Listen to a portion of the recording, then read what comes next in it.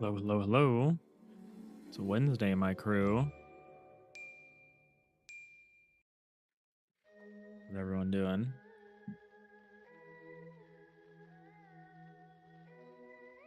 Hey, Magoo. Hey, Nanigans.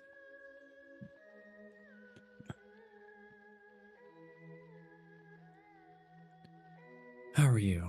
How's everyone doing? I got my coffee.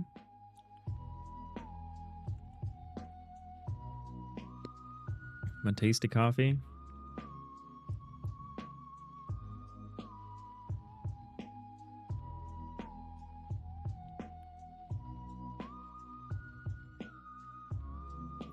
Welcome to Digital Iliad, where we work on an FTL-like game in Godot.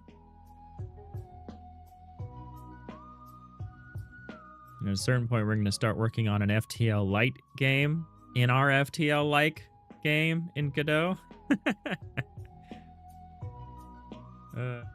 Arnia, you can't stream this early. Your sauna time is in 30 minutes. This is like my time. This is my time, Arnio. Why can't you also, what's wrong with, you know, just having Twitch up in the sauna? Is that considered like bad manner? I don't know. I don't really, there's certain countries I know that are like all about their saunas. I know Finland is huge on saunas.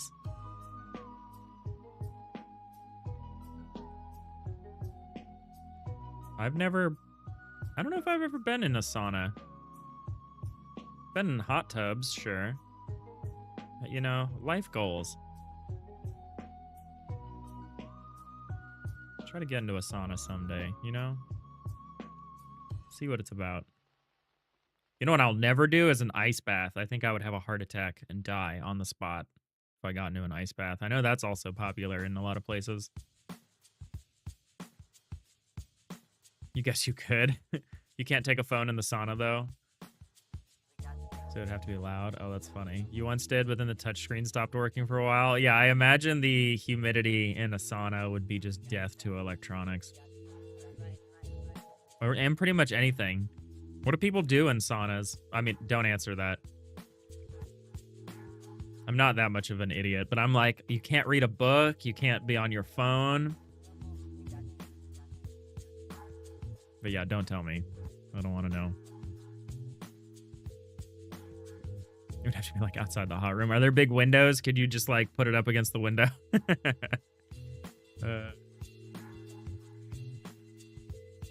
You have like scheduled sauna time. That's cool. Like it's built into your day. You have read a book, actually? You have to not care about it being damaged. Yeah, I imagine it would be quite damaged.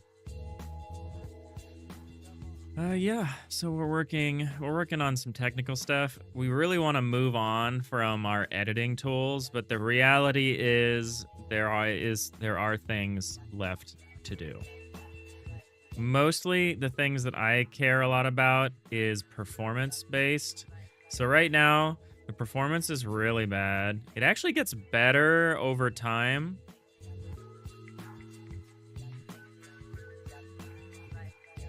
A circumstance which I don't understand.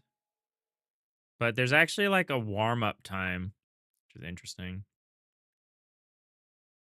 I don't love that jitter. It jumps because it's running so slowly, it actually doesn't measure all the inputs correctly. But yeah, we have some performance problems.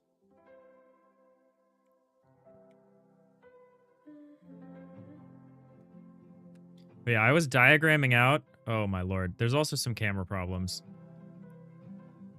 Which is okay because we're not actually going to have camera movement in this. I was diagramming. Here, let me actually rebuild this. I was kind of mocking up yesterday while I was watching Firefly. I was kind of mocking up what I want the first quote-unquote hero ship to be. And I think I settled on some dimensions, so let's see if I can actually measure this out. We're going to give the system a little bit of warm-up time here. Again, I don't know why it needs warm-up time, but it seems to help. So we're going to have like a cargo bay. It'll be like, that's 2, 3, 4, 5, 6, 7, 8, 9. I think we'll have a cargo bay that's like a 9 by 9. That's what this is, right? Yeah. It's small. But I want the first ship to be like small bean. I don't know how tall it's going to be. That's like a decision I have to make. Oh my god. Yeah, some of the lag is like causing me some deep pain.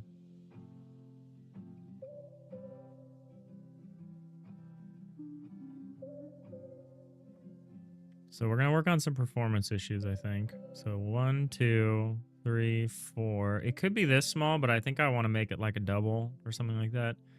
5, 6. Probably something like that. 7, why not? Make it square. I know this doesn't look square. It's not, but it's like gonna be like a 7 by 7 cargo bay.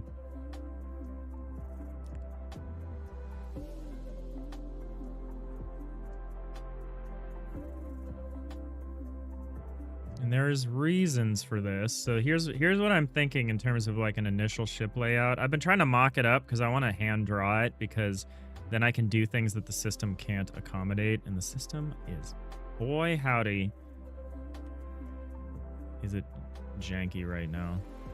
It's because I stopped. I pulled everything off of the, oh my god. That input delay is crazy. Oh, the corner, some of the corner stuff is broken too.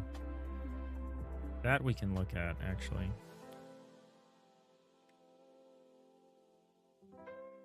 How do I even, like this? It's actually surprisingly easy to clean that up when that happens. All right. Slowly. Here we go. How's everyone doing? Happy Wednesday. Are you Thailand, son? Hey, Bart Lane. Yeah, I am. We're mocking up Lo-Fi Girl's first spaceship a little bit. I'm thinking this fairly modestly sized cargo bay. I might actually get a little more creative in terms of the cutaway, because I think this cutaway is really good when it's responsive, but I don't know how good it is. I'm still torn on whether I want like a permanent cutaway. You can see how laggy the physics step is, especially when there's actually something to do. So we have this little cargo bay, and what I'm thinking is that there will be like a cabin at the front. So we'll make like a cabin.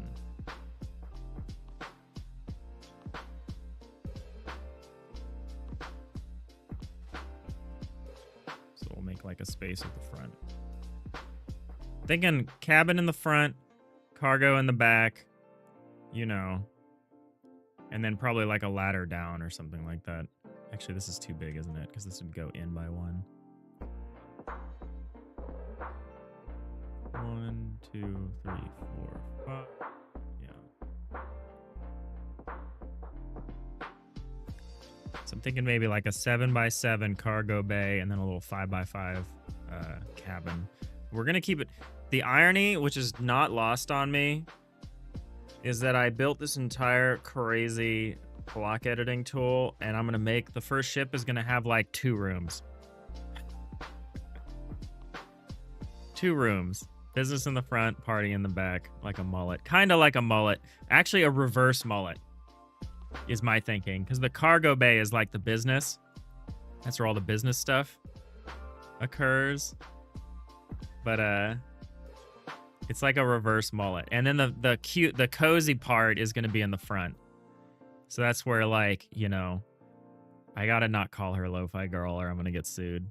I also probably shouldn't call her Ripley. Pilot Girl. Lo-Fi Cargo Girl here is gonna be Low-Fly Girl. That's pretty good. That's pretty good.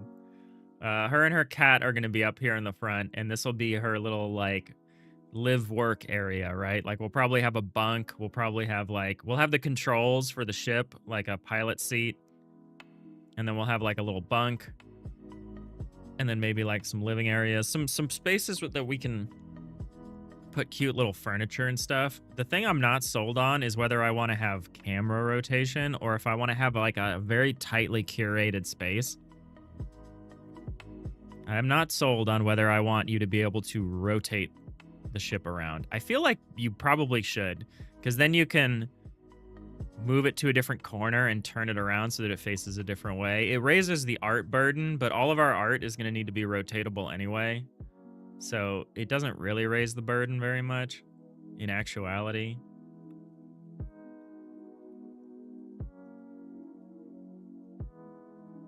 Is this going to be even closer? I have to figure out how I want the where I want the ladder structure to be, but let's finish laying this out. I'm doing a hand-drawn mock-up in my own time, but, you know, this is my stream, and I can work on what I want. That's the other thing, is whether I want the ship... How much of the ship I want to be, like, very, very handmade, or how much I want it to be this kind of tiled thing. I'm not sure. Not sure. Haven't made a determination on any of that yet.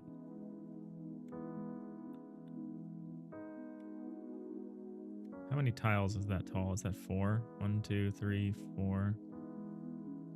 That's maybe a little tall, but whatever. I have to figure out what I want in terms of standard heights for things. Oh my god, everything's really laggy right now, and it's causing us some pain here when we try to use the cursor-based stuff.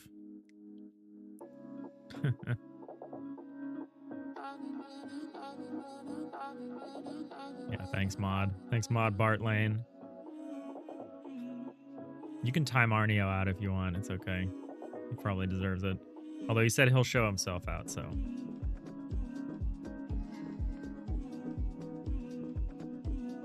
That might be overkill.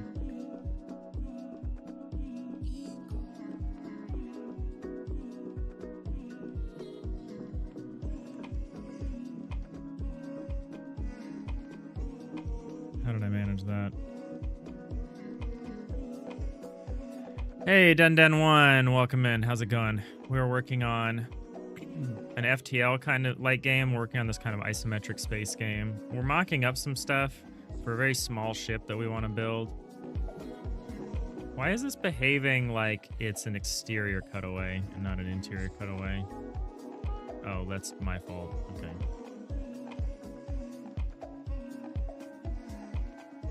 So yeah, we have like a cabin up front because we're basically trying to do like a space truck, and then we'll have like a cargo hold in the back. See, this is an unfortunate tangent that we have to think about. How this wall continues to be rendered. We have to think about this at the design level. So we actually definitely don't want that. So what does that mean? Does that mean we make the cargo hold bigger? Does it mean we make this cabin up here smaller? How do we want like a tailored cutaway? So like we don't full cut and we actually continue to render some of this. Like, these are the questions. These are the questions that need to be answered. Hey, Cake. Oh, look at everyone hanging out here. How you doing? Nanigans, you've been playing around with the JSX UI stuff you were tinkering with yesterday, so surprisingly well. Awesome. That's great to hear. Lowfly and her cat, Mofly. Very cute. Very cute, Bart Lane. I actually like that a lot.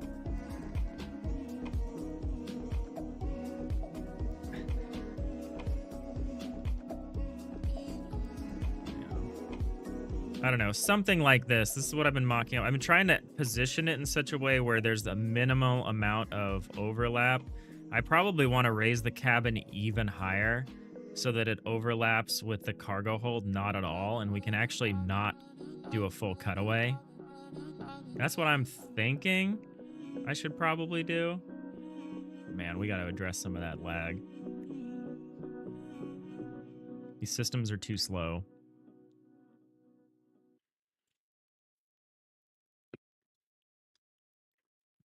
How's everyone doing? How's their Wednesday going? We're halfway through the week. Hey, Commander.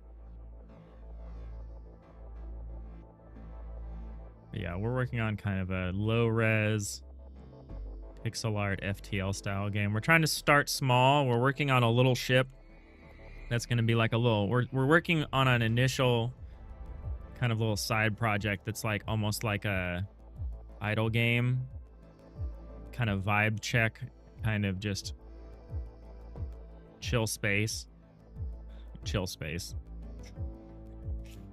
That's an alternative name for it.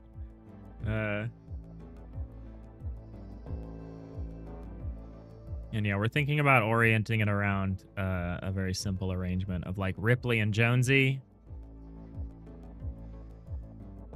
which is the pilot and or cat from pilot and cat from Alien. Ellen Ripley and Jones, aka Jonesy the cat. I mocked them up very roughly. I need to give her a better outfit.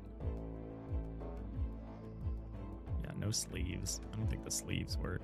I think the maybe extended arm works, actually. This feels a little too proper. I kind of like the bare arm look. I need to give her some animations.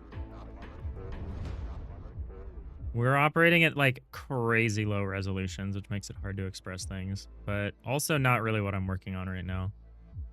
Could we give the cat a little collar? The problem with giving it a little collar would be picking where the collar is.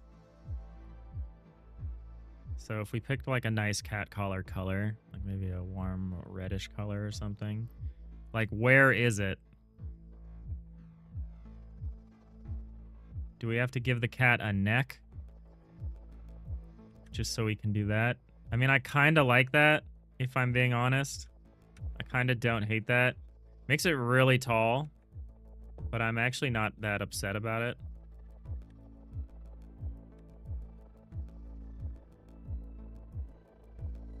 Could we do something like this? No, that looks monstrous.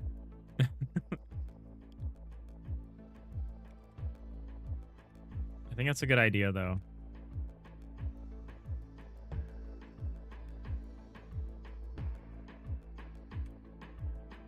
Something like that. It looks regal. It looks like almost like a Siamese or something. Looks a little weird, but I don't know. Looks like a pet. Thanks, Cake.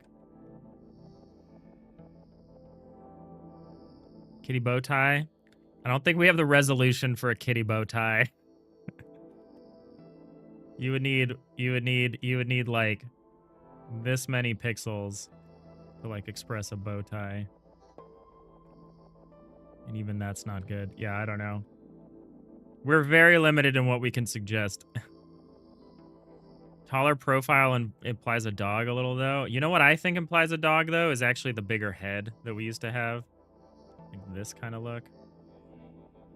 I'm actually totally fine with it not explicitly being a cat. Because honestly, I don't know what I would draw differently to make it one or the other. I think if we had like an alternative pet besides this, it would probably be like a bird or something. I kind of like the regality of this.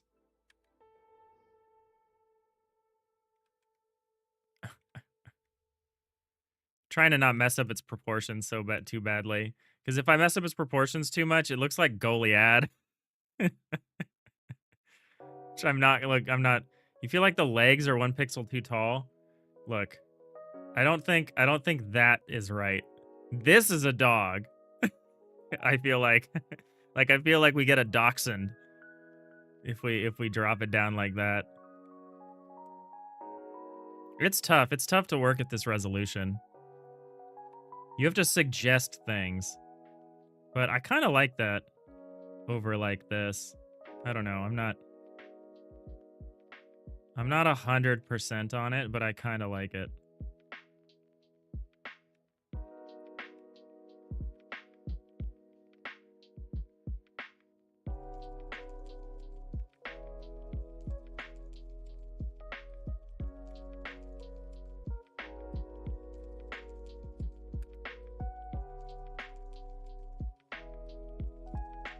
First you thought of a dog. Yeah, I'm okay with that. I'm okay with the ambiguity.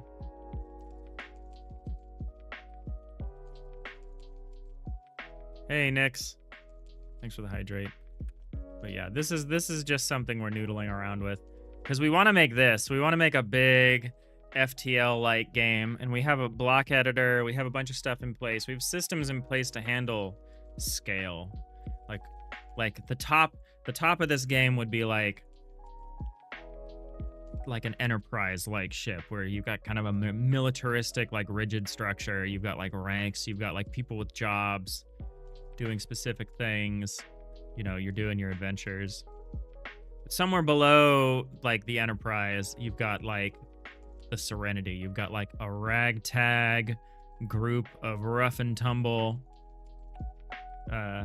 ne'er-do-wells on like a medium-sized ship. And then at the smallest scale, you have like our kind of lo-fi girl and her cat companion. And they're kind of in a tiny little, like, what is essentially a glorified shuttle, just like doing their little cargo runs or whatever. And I kind of, the way I'm thinking of it is lo-fi flyby is going to kind of exist in that small to medium range. And then the main project will exist in the medium to large range. Medium to large being like Serenity to like Enterprise. And then small to medium being like, you know, shuttle to Serenity. I don't have a good example of a small ship. But I'm thinking like when it's just Han and Chewie on the Millennium Falcon, that kind of vibe. You don't have to add a collar, it was just a thought. You can't, I kind of like it. I kind of like the collar. It's just one of those things you have to think about. I like this upright neck thing really communicates a kind of vigilance, a kind of alertness that's very sweet. I mean, I could probably do a version of this where we move the head down. We can probably do a version of this that looks like it's sleeping. I don't know how I'm going to express that, but we could probably figure out a way.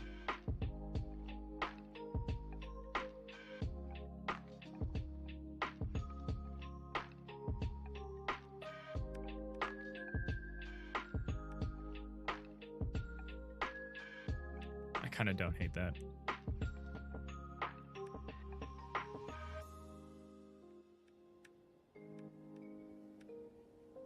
I kind of want to reverse the order of these two frames, though.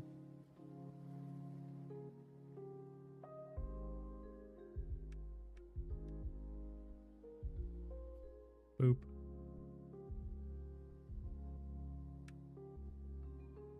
Giant space rat. Look, we're gonna thrive. We've decided to thrive in the ambiguity of it all, okay? If it feels like a space rat to you, maybe a different color to imply the head is towards the camera, kind of next to the body. Maybe. These are all questions without answers. We'll figure it out.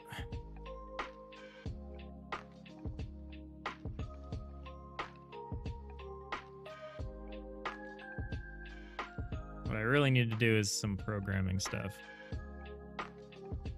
But I like that we're checking back in. I think I'm going to spend more time working on art, and we'll probably spend more time checking in and getting feedback on the art instead of just spending all day, every day on like programming and systems design. I'm probably going to work more on content, and I'll bring that content back. Maximum warp. Maximum warp, no Jewel. Happy Wednesday. You're not calling that a space rat. You're just saying it'd be hilarious. It would be hilarious. Working at this resolution is interesting because it really is about suggestion. Like almost, there's not enough resolution to really communicate almost anything beyond like the vague suggestion of something. It's kind of interesting. Part of me is like, well, why don't we just double the resolution? Or whatever. I don't think that's the way.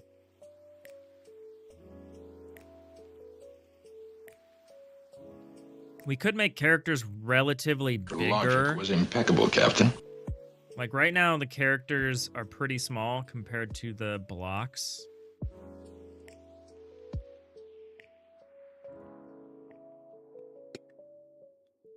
Like if this is, oops, not what I wanted to, the game plan. That's not what I wanted to open. But like, I don't think I have anything to scale, do I?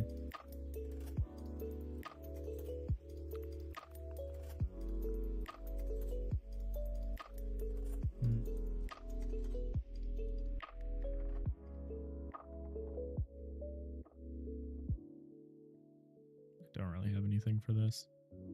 But they're small. They're small. Compared to the size of the block, the characters are quite small. But I don't think that would help that much to make the characters bigger. I think it'd be hard.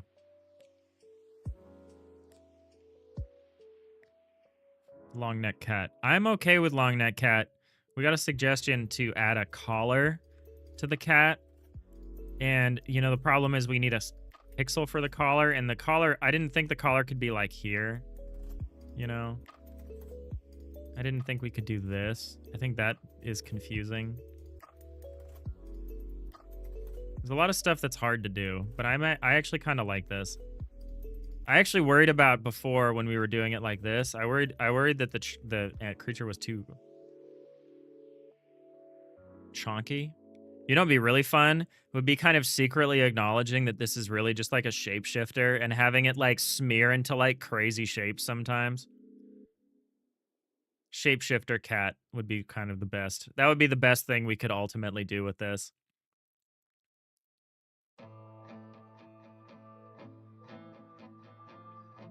And do like a The Thing style. Without the neck, it looks like a space rat with a long tail. All right. To me, the shorter we make it, the more dog-like it looks. Like this is a dog to me. And then this is like more of a cat or dog. I don't know. This also kind of looks like a dog. The ambiguity is unavoidable, I think, at this resolution. And you know what? I'm okay with that. I'm okay with that. We'll just have to be careful not to explicitly mention that it's a cat anywhere. We could even make up some name for it. Like it could be an alien.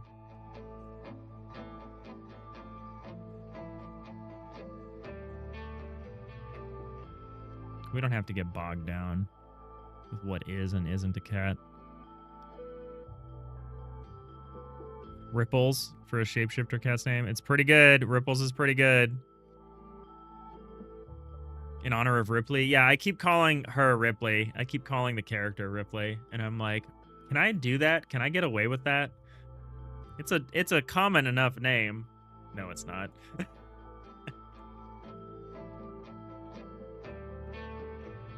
Maybe I can, because there's the talented Mr. Ripley. There's Ellen Ripley. That's all I've got. But there are 2 Ripleys. At least. Schrodinger's entity. It's both a cat and a dog. No, that's great, because a cat person would like the cat and a dog person would like a dog. And yeah, you have a good point, Nix, making it flexible so that it could be modded in. Like, give them enough space that it could be modded in. Because honestly, the space that we have for this creature is like this. Actually, it's like this.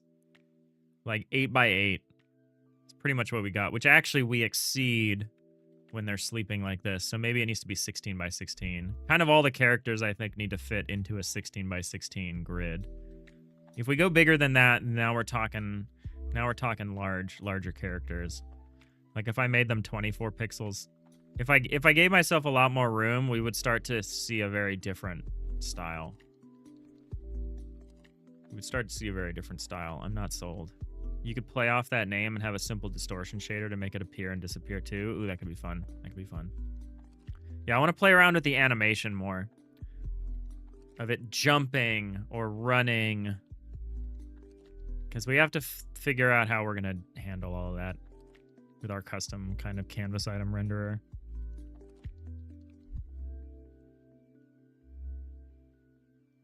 Art is so fun. It is, Bart Lane. Meant for the human, but it's true for the pet as well. Yeah, it's true for everything. Other stuff is tolerable, but art is great. That's funny. Coding is tolerable. Barely.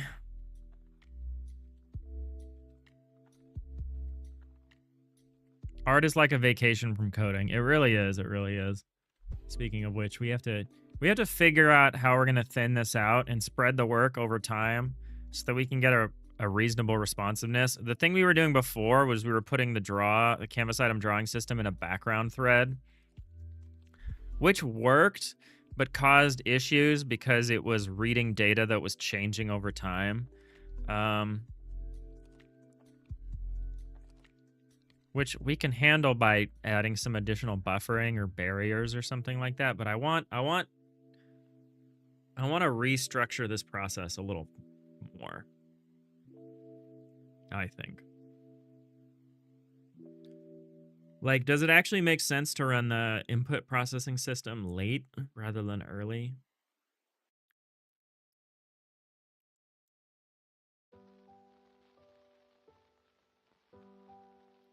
It actually might, now that I think about it.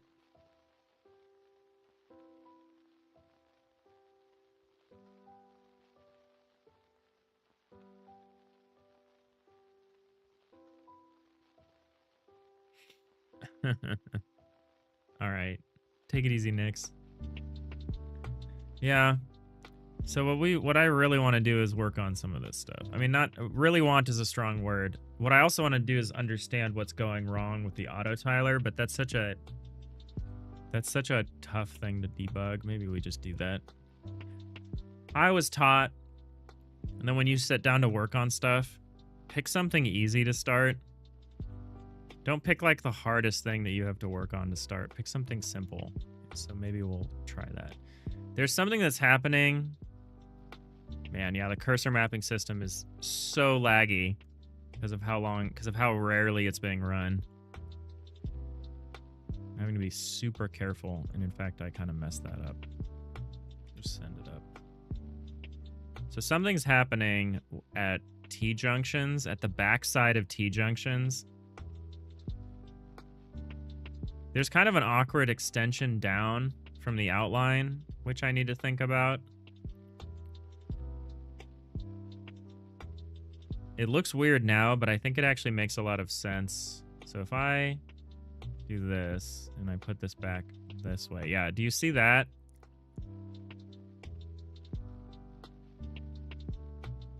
That kind of serrated like step pattern. You're out too? All right, take it easy, Arnio. Enjoy the sauna.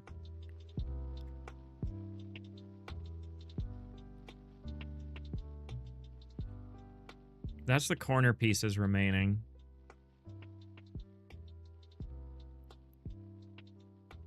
Kind of weird.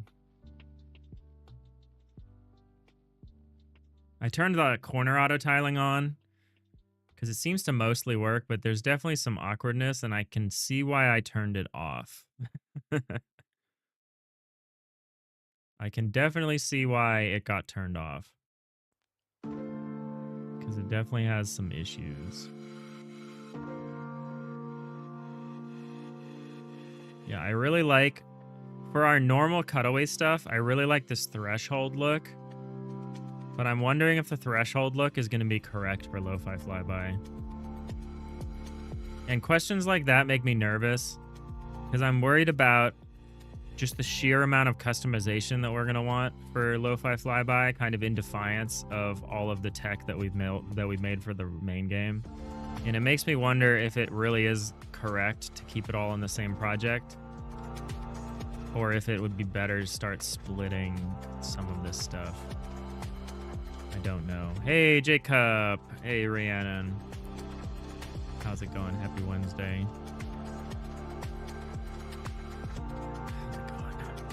Good afternoon, I say at 12:01 p.m.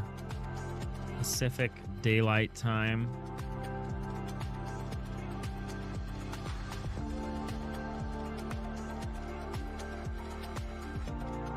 So timely.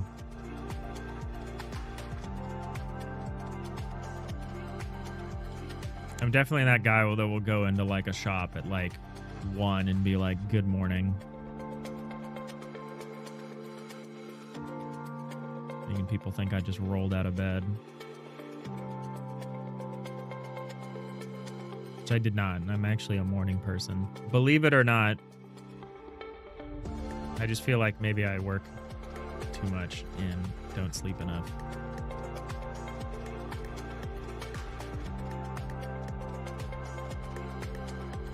You're gonna be popping off? All right, no worries. Take it easy, Nanigans. Yeah, how do I want to approach a more timely system flow here?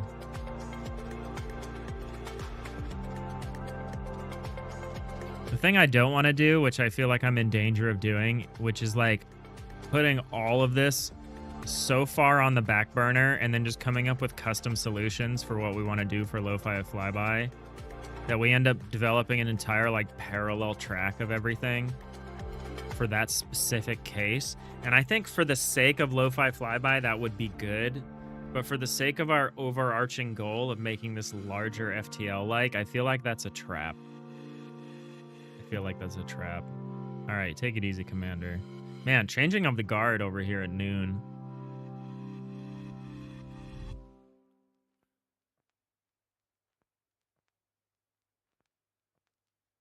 I'm a little torn. I'm a little torn on how to approach this because we have a plan. GDC was last week, which is kind of how I track the yearly calendar of like how development works. Like I have a year, I usually have a 1-year plan from the Game Developers Conference of this year until the Game Developers Conference of the next year. And that's how I like organize my development. And I've had the same plan for 3 years. Well, 2 years technically. But for the 3rd year, consecutive year, this is the game plan. Except it refers to Lo-Fi Flyby and not the main game. The Craze 312. What's up? What's FTL? FTL is a classic starship management game by Subset Games. This is from 2012. Classic. Very popular. 50,000 reviews in English. Incredible 95%. Yeah, it's a top-down pixel art starship management. Like, it's like a real-time tactics game, if you want to put a label on it. And it's a roguelike, if you want to put a label on it. I want to make like a kind of isometric 2D kind of take on it. We're trying to work our way up to it. It has a lot of complexity that the original FTL wouldn't have, but we've been working on it. We're thinking about making a side project that's we've kind of committed to making a smaller side project as like a test of all this. And we're talking about the complexities of managing multiple projects in a technology base or whatever you want to call it. But welcome in. How's it going? Hope you're having a happy Wednesday. GDC 2026 Pyrotechnic Festival World Tour Rave Smash. Yeah. GDC, the Festival of Gaming. Excuse me, that's its name now. Rhiannon, what is something that will work for the main game but you'll fight in Lo-Fi? Probably a lot of stuff. I think it's overall kind of the main project is really built around tools to help us handle the scale of everything. So like we have an auto tiler, which interprets the space and paints everything, right? We have this block editing tool. We have a cutaway system. We have all these things that procedurally respond to what the player is doing to alter the appearance of the game. But like Lo-Fi Flyby is going to be such a specific little window into just a small, intimate scene of like a very static environment. I say static in that it's going to be like handcrafted, right? Like we'll be very carefully putting things everywhere. And it's up to interpretation whether we even want camera rotation in Lo-Fi Flyby. Like, do we want a fixed perspective? And like, do we want to overwrite the cutaway and establish our own cutaway? What does that mean? Does that mean we need like a mask where we can define what a manual cutaway looks like? Do we want to only support a manual cutaway in Lo-Fi Flyby and not do it in the big game? Do we want to make it an option? The question is kind of like, what do we consider our base and what are we extending to, right? Like, do we consider Lo-Fi Flyby an extension from the base game? In which case, all of these systems would need, needs some kind of extension or customization for something special in lo-fi?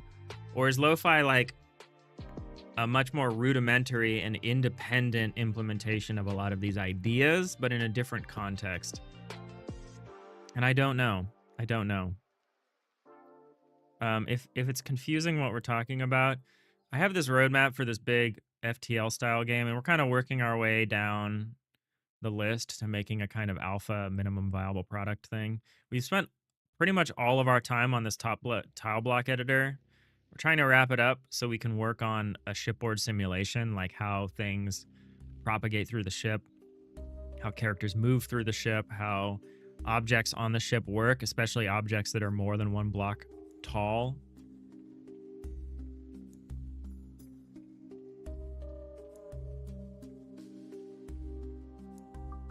And we want to make, we want to build out this is going to be such a long project that I kind of want to try to come to market with a side project in the next couple of years.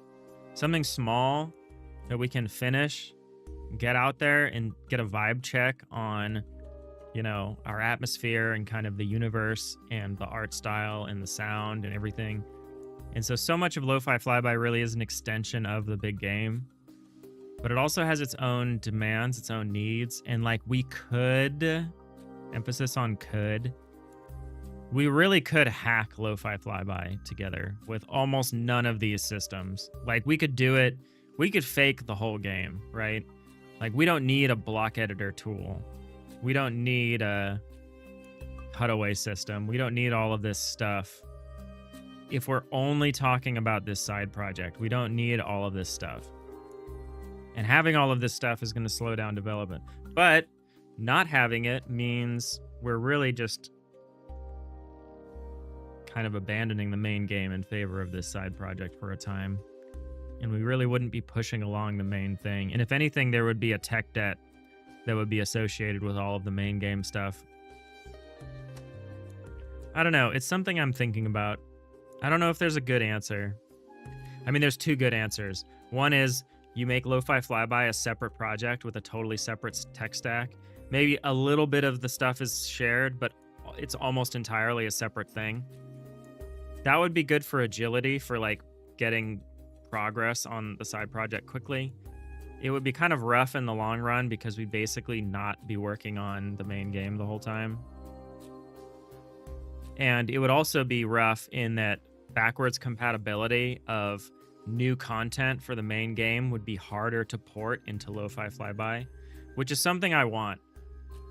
I want to be able to, if we make a new ship, or especially new characters and new environment pieces and new things, like as we come up with new content for the main game, I would like to be able to backport as much of that content as possible into Lo-Fi Flyby, because that's, for an idle game, that's like the most important thing about an idle game is content, right?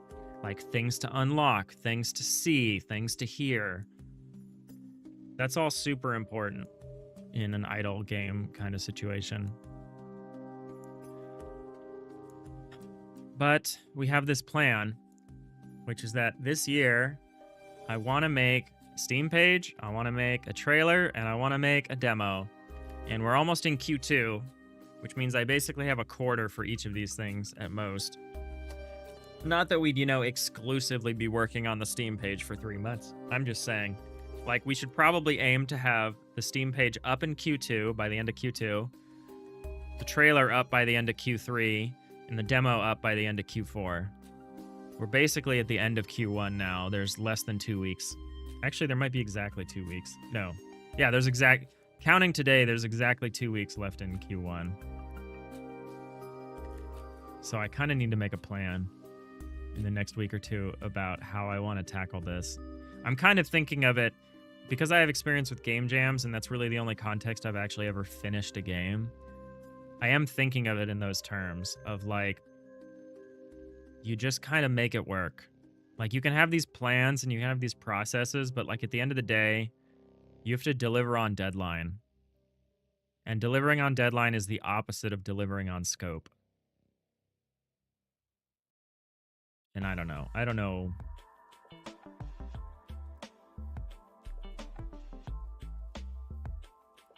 Like I think it would be a mistake to build Lo-Fi Flyby up completely separately and basically not touch the main project for like a year. I think that's a mistake. I also think it's disingenuous based on the way the stream is structured.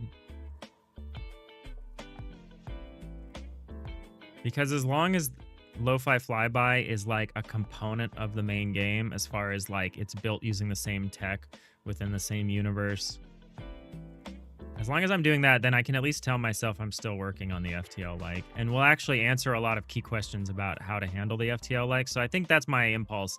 Even if it makes development of Lo-Fi Flyby harder, I think the correct decision is to try to treat it as a extension of the main game. And in some cases, that does mean that we want a manual override. Like maybe we do want to either be able to turn off the cutaway system or to lock it to a specific mask. Like and that's easy to do relatively, because right now the cutaway system sets the cutaway mask, but we could provide a cutaway mask that's static, or we could provide a couple cutaway masks that get substituted in or out on certain conditions. And I think that's the way we need to make this game. Like, we don't necessarily need an auto tiler for this. We could, you know, statically define the appearance of everything, which is kind of why I want a tile face paint option where we can paint an individual tile face and hard set it to be that look rather than just rely on the randomization of the auto tiler.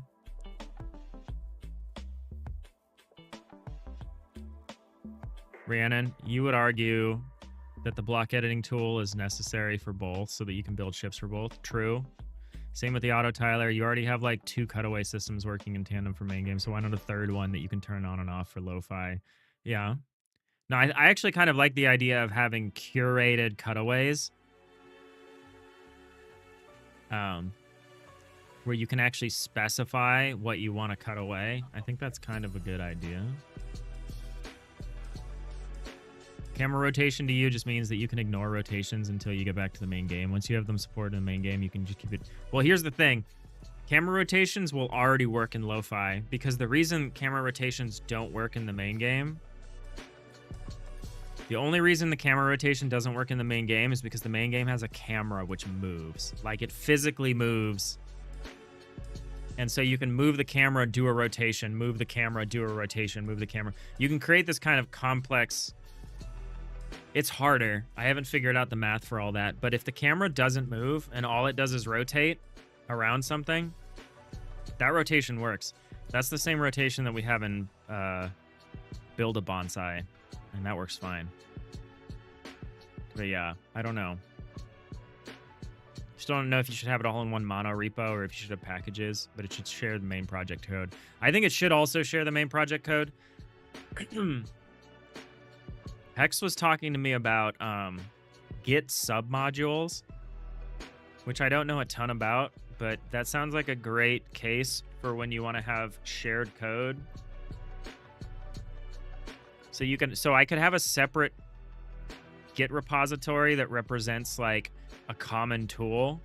So like we could take our entity component system and make that its own repository, and then that could be a submodule in our other repositories that use it. Because yeah, I do want to create a system where things are shared and we're not duplicating effort, and we don't have like slightly different implementations of the same systems in 2 different code bases. I do want to avoid that pretty desperately. Submodules to the rescue, they're pretty nice. Yeah, I think submodules would work pretty well.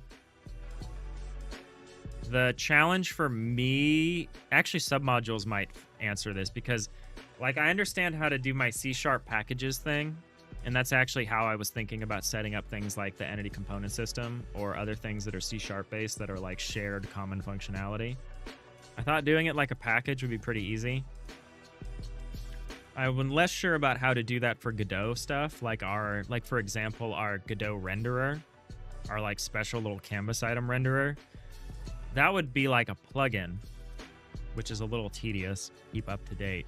But if instead of doing it like a plugin, we just did it as like a submodule, then that's probably better.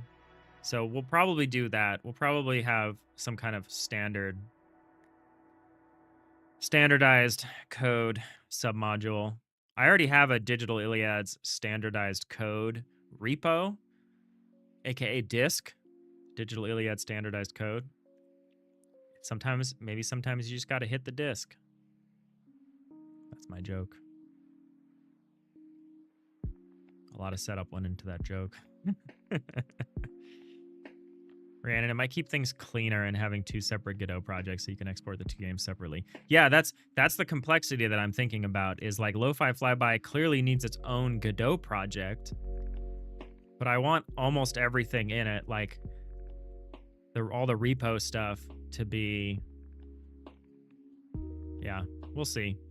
It's interesting. It's an interesting challenge to balance those two priorities when you're trying to make multiple projects within the same code base.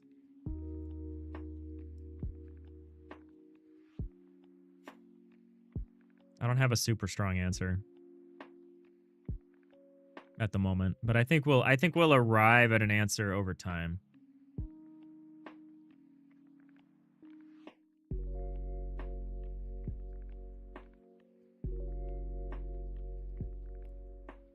I need to clean up this project too. There's so much old junk in here. Maybe that's what I do soon, is I do a big cleanup, take what's left, figure out what needs to be spun off into its own submodules, and then rearrange, and do that before we get too deep into Lo-Fi Flyby work. Oh. There was more stuff I wanted to put onto the Lo-Fi Flyby demo list. I wanted something. I had a name for it yesterday and I don't remember. It was something like layered soundscape. Maybe something like that for this game too. Something that's like ambient.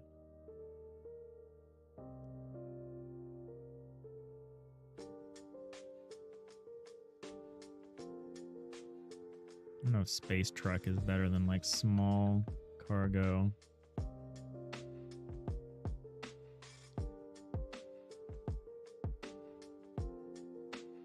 I'll just say small cargo ship. Why mess around?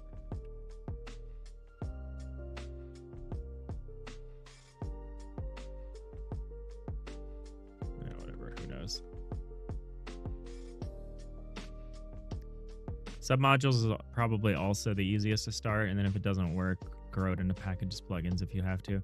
Yeah, I don't love the idea of having to, like, especially update the plugins and everything, manage those across different projects. So yeah, submodules sounds nice.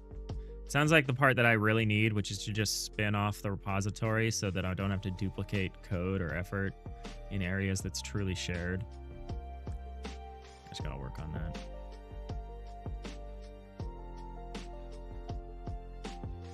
And it can be done pretty broadly.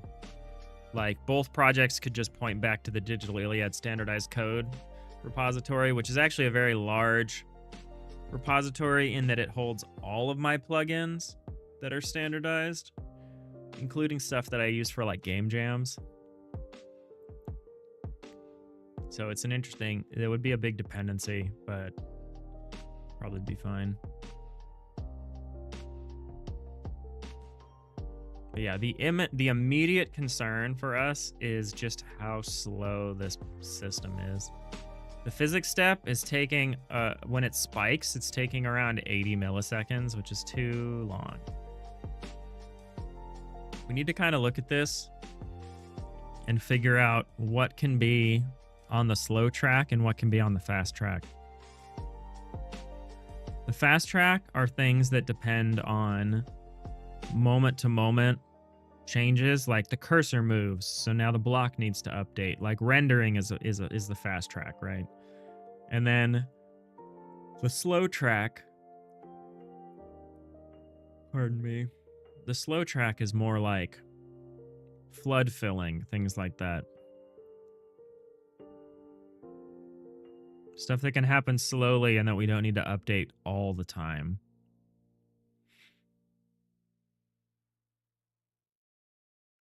We have to keep the game responsive. while still managing to accomplish these goals.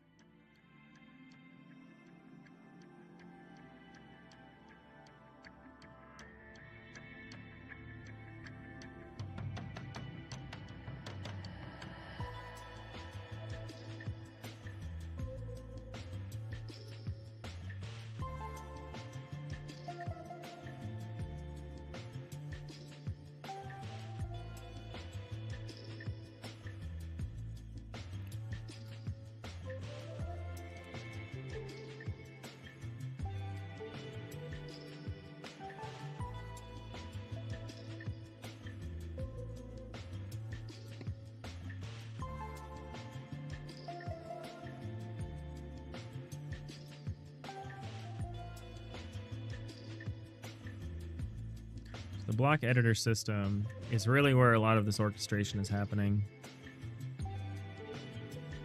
Well, also we're heading into ads, so hold on to your ads, people.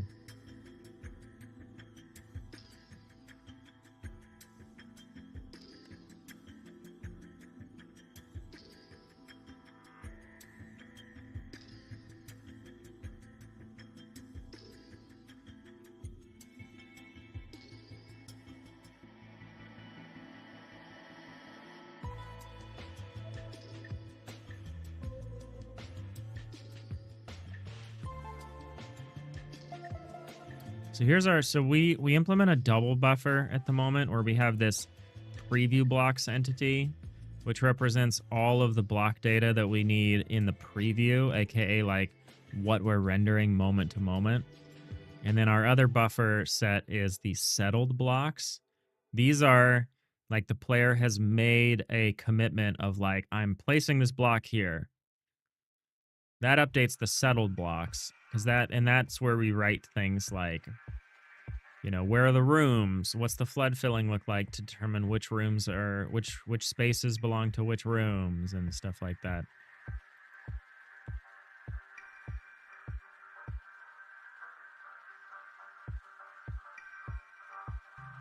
And it's always one way. So like something that gets written in the preview blocks just gets read from in the settled blocks and vice versa. Try to keep things clean. Problem is I'm running into situations where I might want a triple buffer. Simple game dev. Rating straight into the ads. Raid alert, everyone. Raise shields. Security. How's it going? How's it going, simple game dev? Everyone is probably stuck in ads. But how are you doing? How's the stream? We'll hang out here for a couple minutes while the ads run. We'll hang out. I gotta tell you, it ain't gonna be cheap. How are things? How was the stream?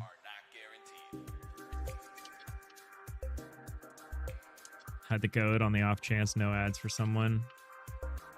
Yeah, that's rough. That's rough timing. We'll hang out.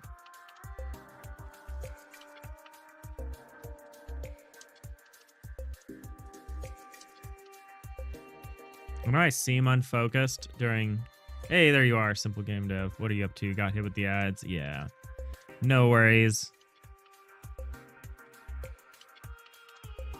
I'm good. How was your stream? We are working on an FTL-like kind of system to do an isometric 2D kind of take on FTL, faster than light.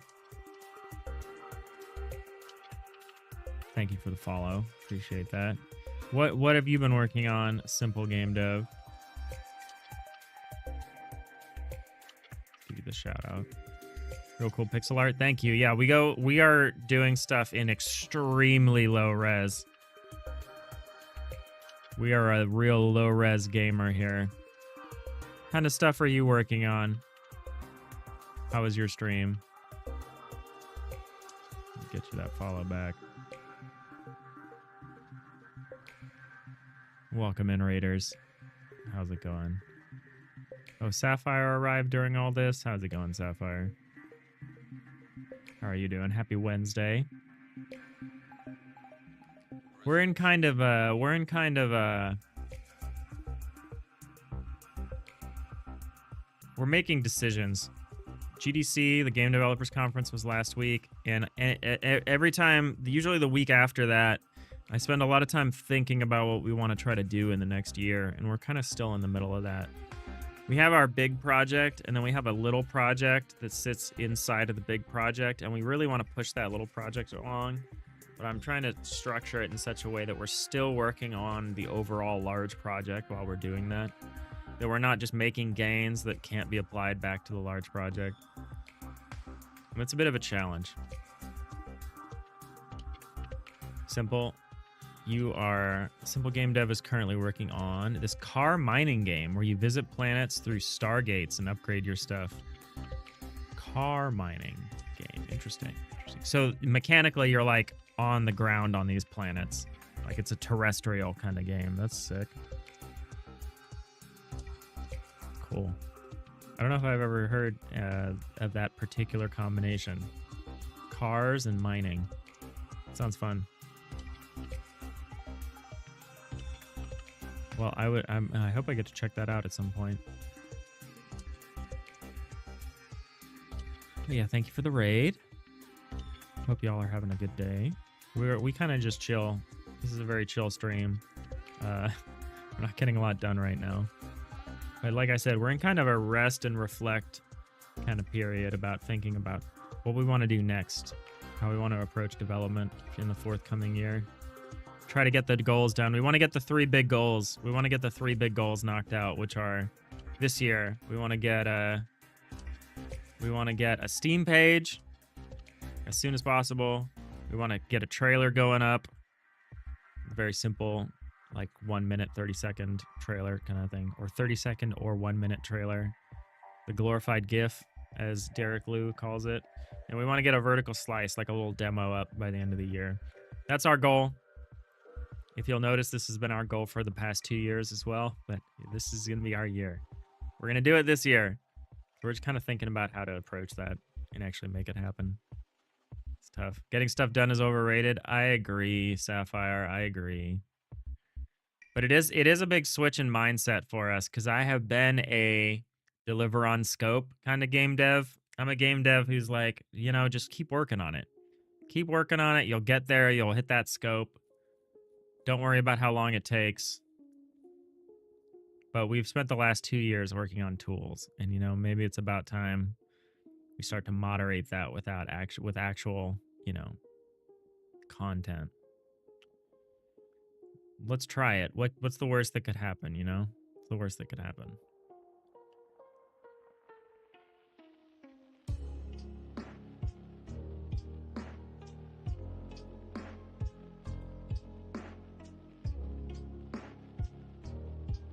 I'm covering for the fact that I'm not feeling terribly productive. I don't know why. I think it's been unseasonably warm. Makes me a little lethargic. I work too much, which means I stay up late trying to take time back during the day. From the day, I stay up late working on stuff. And so I wake up late and I wake up tired, and it's a vicious cycle. It's a vicious cycle when you get going down that. I gotta try to break that.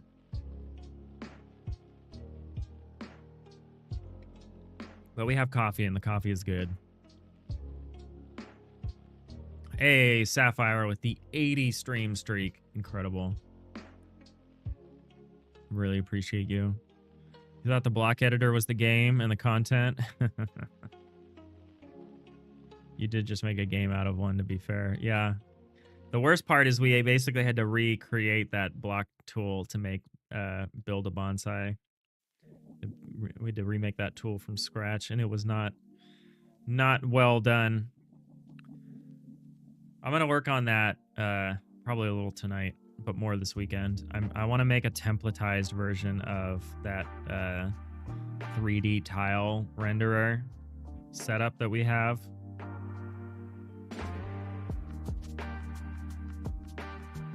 I want to templatize that because I have this sickening feeling that we're gonna use it again, because all I want to do is make little isometric style games. That's like all I want to do. I'm never like, hey, let's make a top-down game, or hey, let's make a side-on game. Or hey, let's make a 3D game. I do like to make a 3D game, but only when I'm allowed to use art assets, because I have no 3D art skills. So for like the solo dev jam, we like making 3D games because I'm allowed to just download 3D art art packs off the internet and use those.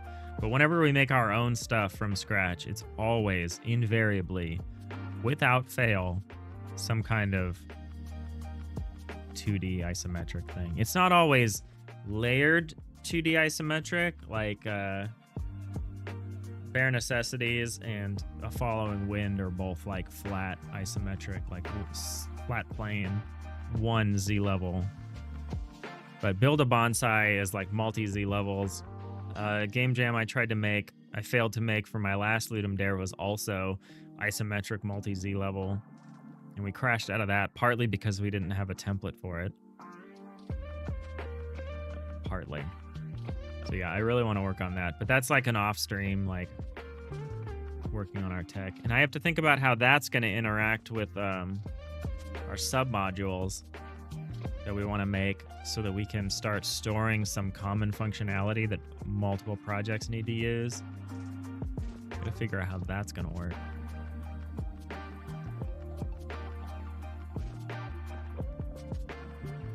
I guess tonight I'm going to be researching sub-modules. But that's good. That's good. That's something I want to learn how to utilize.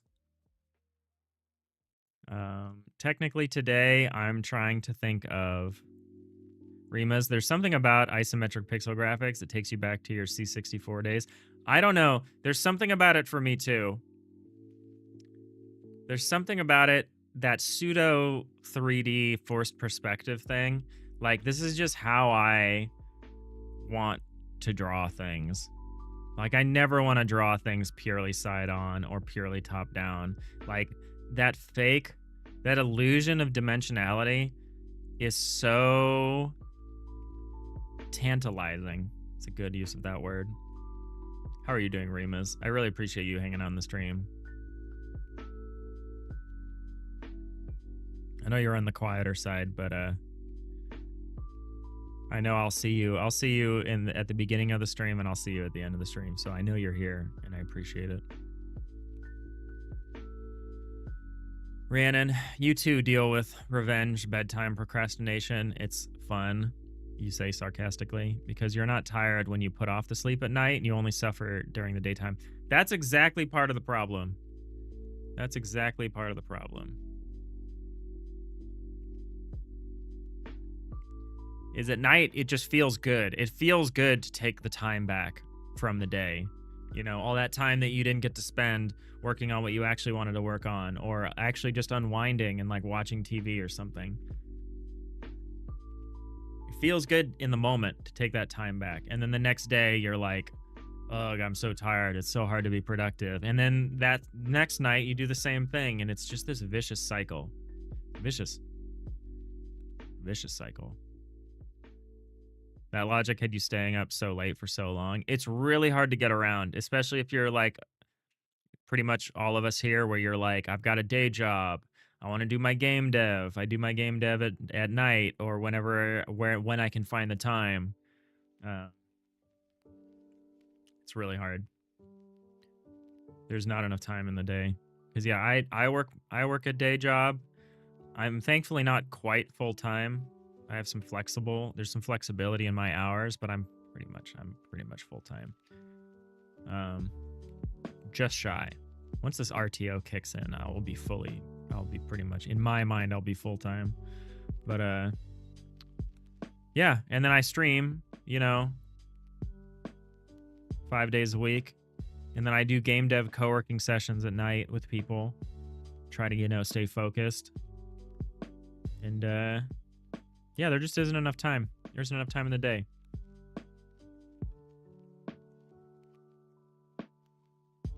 Jacob, now you're an old man. You go to bed at 9 and you wake up at 5. That's a good approach. I think that's what my body wants me to do. And I'd probably be better off grabbing some time early on in the morning to do my game dev. Originally, when I first started streaming, that's when we streamed. We streamed like before work. We streamed like crack of dawn, early morning. Then I managed to get this kind of middle of the day segment. And I switched to this, which feels a little better, but yeah, part of me is like, man, it's better to do it early because that's when you got your energy. That's when you got your drive.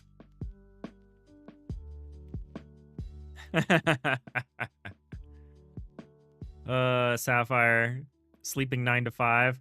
The musical notes on each side does communicate that should be sung to the tune of working 9 to 5, which was one of the all-time great movies. Workplace comedies, can I call it that? Love Dolly Parton and everyone else.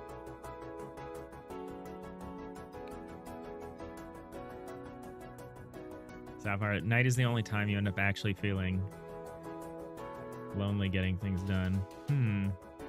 Yeah, I'll feel that too. I'll feel that too when I'm trying to work at night and I don't have a co-working buddy. I kind of end up, I think I'm like an understimulated person, so I end up trying to like, I put up a stream or I like listen to something. Like I need more I always need some degree of background, some degree of interaction in the background. Not a lot, because too much is distracting. But some is nice.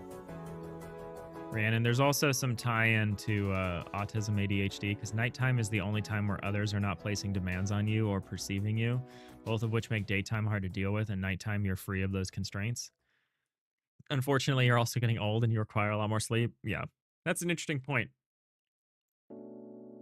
There's definitely stuff that I will only work on at night off stream, because it's too hard to work on it during the day, and I feel like it's not good content. I mean, you'll notice I haven't done any real work at all today. I'm having a hard time feeling like the focus to do the work, and I think it's partly because I need to make some of these strategic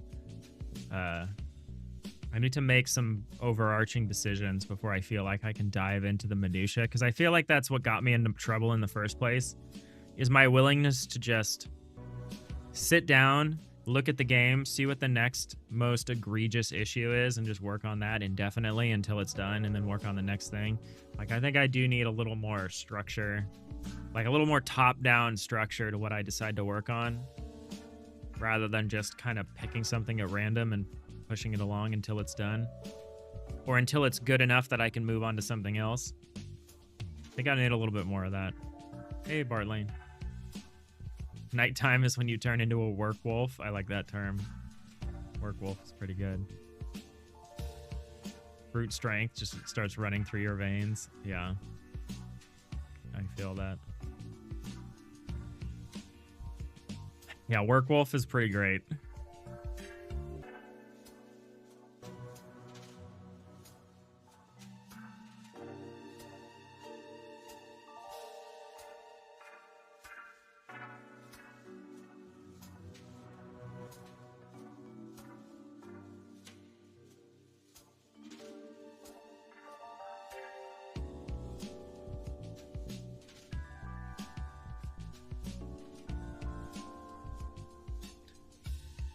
But yeah, I know that this kind of unfocused phase is like not good content, which is maybe part of the reason why I push myself to just work on anything on stream, because it's better content if I'm like deep into like a programming problem.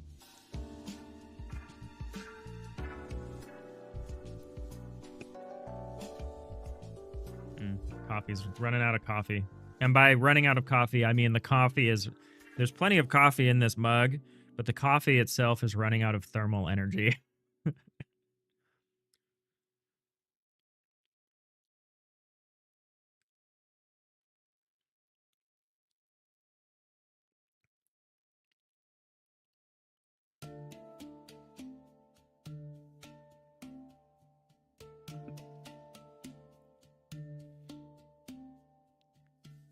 Yeah, I want like a work wolf poster of just like a werewolf sitting at like a cubicle or something. That's good. That's fun. That's fun.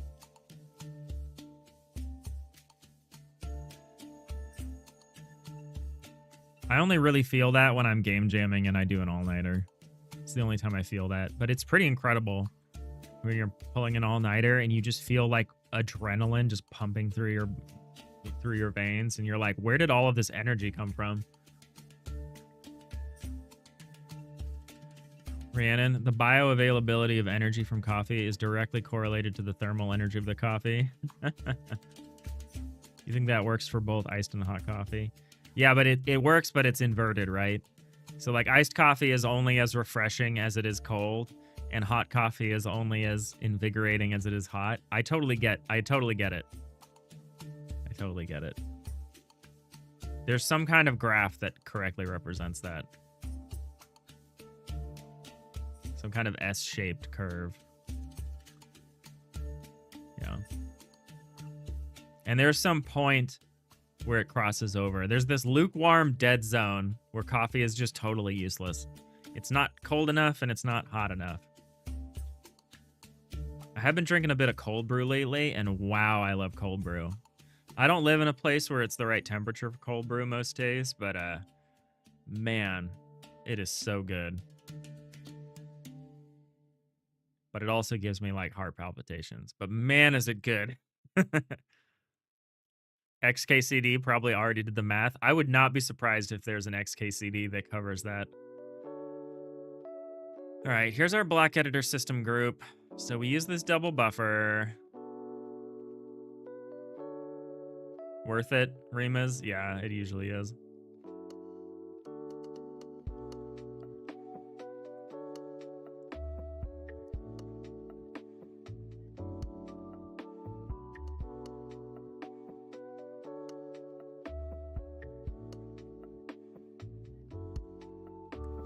So whenever we run, which we run every physics step, the run is triggered and managed in the physics step. In the physics process, as it's known in Godot. So what we've done to make the performance moderately acceptable has been to just slow down the time between physics steps to just increase that time. But we need a better system than that. And honestly, I think most of the time, because some of this stuff is on a thread, like the flood filling is on a background thread and it's fine. But especially the drawing system, canvas item drawing system is slow. It's very slow. Like if we look at this in the editor,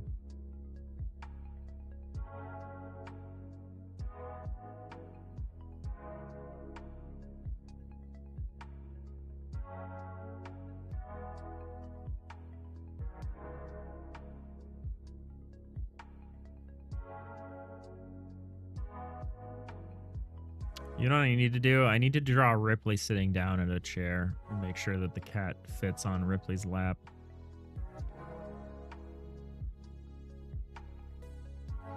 Jonesy. Jonesy and Ripley. That'll be fine. That'll be fine. I'll be able to do that. Nobody will get mad at me if I just refer to them as Jonesy and Ripley. Maybe I mean, I probably shouldn't call the ship the Nostromo. The little Nostromo. A little Nos, if you will. I'm sorry, I'll stop.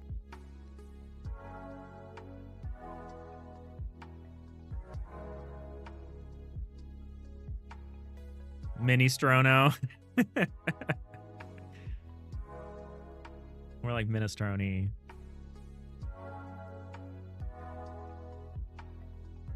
Mini Strono. That's pretty good.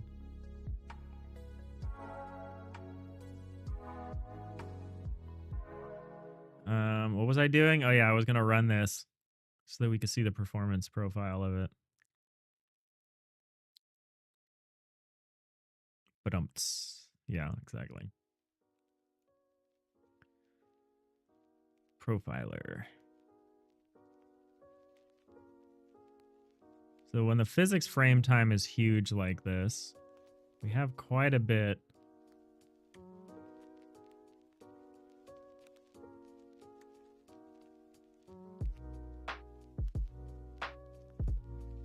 So you'll notice what we have here are these huge spikes. And it's actually, I'm actually wondering what causes the huge spikes a little bit. Not 100% sure what's causing those. Boy.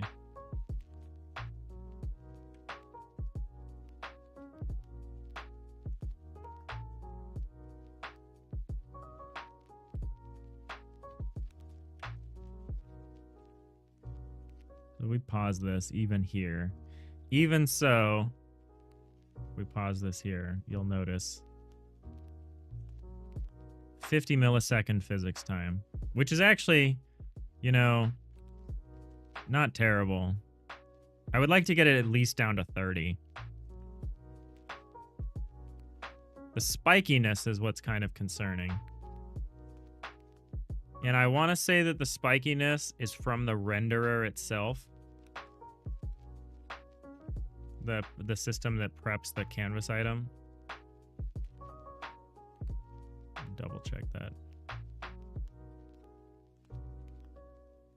I'm pretty sure that's where all the spikes are coming from. If that's not true, we have a slightly different challenge.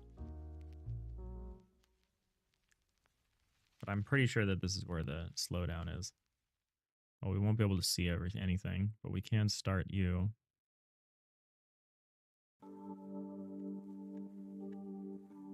And I'll pretend to make something here. Yeah. It's entirely the rendering system. Oh, I said that, it just started to do something weird at the end. Let me double check.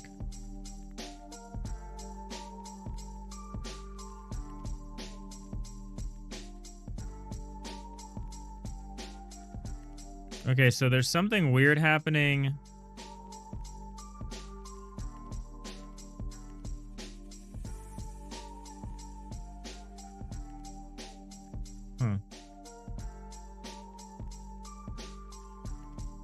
There's something weird happening when the cursor is off screen.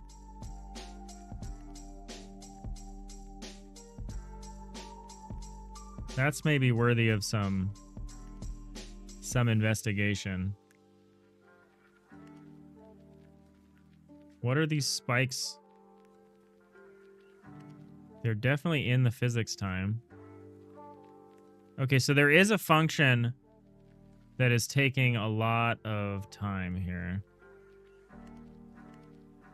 We can't see it here because it's in C#, so it's not registering as a specific script here. But there is something taking significant time on a... But only when the cursor is outside of the playable area. I need some kind of cursor detection thing that can tell us if we're outside of the window. How is that normally done in Godot? And who might be responsible for that? I mean, it's probably the mapping system. We can check to see if that's true. We can just keep disabling things until we figure it out.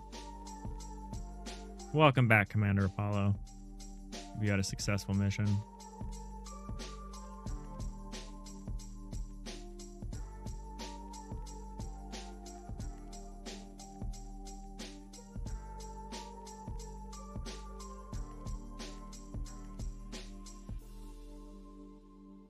Okay, well now the spikes are very regular.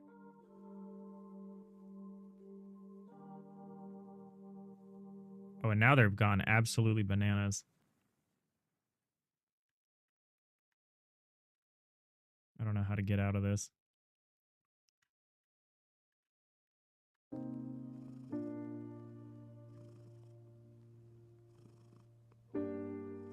Okay, so it's actually not the cursor system. You know what's going on, maybe? Okay, who's taking 30 milliseconds to do something? Somebody is, and I'm going to figure out who. It's obviously you. I mean, pretty necessarily. I want to figure out where the slowdowns are. Sapphire, you love watching Adam Savage's YouTube channel. You've been having to avoid the last few videos. He was on set going through the costumes to the movie Project Hail Mary coming out. Oh yeah, no spoilers. Apparently the biggest spoiler of that was in the trailer, so I wouldn't worry about it too much. But yeah, I really want to see Project Hail Mary. It looks really good. You need to talk to Godot's manager. Mission was not successful. You got distracted watching YouTube shorts. Rip. I'm really glad I don't do that on my phone. I could. There's nothing stopping me from watching YouTube shorts on my phone. But for some reason, that's not like in my... That's not something I expect. Okay, so it is the block editor system. Block editor system is going bananas. Is there a slowdown when the mouse cursor leaves the window? That's the one other thing I want to answer. Trying to figure out all the slow points in this code base so I can figure out where to direct my efforts. I should have a little thing that like detects whether the cursor is actually in the window or not. That's like a very simple, like, low-hanging. Okay, it seems fine. That doesn't actually seem to be a problem. Out of window cursor issues. You finished reading Project Hail Mary last week. You loved it. You're excited to see the movie. Nice. Oh, you love the book. Oh, okay. So you weren't avoiding the Adam Savage video for spoilers. That's fair. I do like the videos where I don't know if it's Adam or Jamie, whoever is the one that is more often doing like looking at like miniatures. Like there's some videos of miniatures of like Star Trek and stuff. That's really cool that one of them has been doing occasionally. I love to see that stuff. I've been watching Star Trek The Next Generation in remastered Blu-ray, and it is so good looking. It is crazy how much detail is in those planets and those ships that I just didn't see growing up because I was watching on a TV, right? And occasionally you can see them take a shortcut on an effect because they knew that TVs didn't have the resolution to show it, and it looks like kind of like dog shit now. But for the vast majority of it, they were shooting The Next Generation at film quality, including the effects, which is unheard of for like retro sci-fi. Like once we've transitioned to like computer effects, you don't have film negatives of effect shots, and you can't do a full remaster of an effects shot that was done on computer. like we'll never get I don't know if we'll ever get a remaster of some of the later from some of that kind of awkward teenage era of like computer graphics. Hey, Digifracture. What up? Quick question. Any good tutorials you can recommend for understanding how to use classes and resources? I assume you mean in the Godot sense specifically. That's a great question. Let's see what we got. There's some cool stuff in the documentation, in the Godot docs itself. So like the Godot docs are pretty great. They actually ask you like how involved you are, where do you want to start. So for me, I just read the docs, but there should be some tutorials around this stuff. Like there are some getting started stuff where they talk about specifically nodes, which is a great way to understand how, or the scripting is a great way to understand how their stuff works. Do they have anything on resources? Yeah, so there's like a whole section on GDScript, which helps. Resources specifically like Godot resources, that's a good question. I tend to avoid Godot resources, but that's because I'm making a game that's going to depend on user-generated content. And Godot resources represent kind of a bit of a security issue, but I think for the vast majority of cases, I really should try to get more comfortable using Godot resources. But welcome to Godot. If you're coming from another engine, it should actually be pretty easy to pick up. If you're learning it from scratch, why isn't there anything here about resources? There's actually not a tab for resources in the manual that I could see. Is it part of the assets pipeline? No. Where do they actually talk about resources?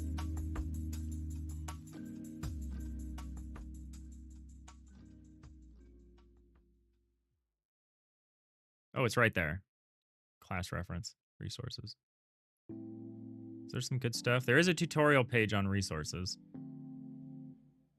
Tutorials, scripting, resources.html. That's pretty good. Started your own project, but being just a 3D artist, you suck at coding. Also looked at the documentation. Sometimes it's easier to understand things better when you're watching something implemented. Yeah.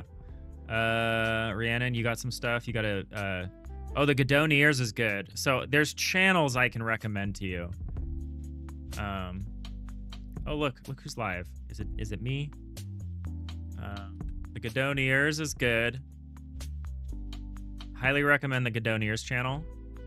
They have really involved, really good tutorials. They're a bit old. It looks like they haven't done a lot of stuff recently, but it's all still valid.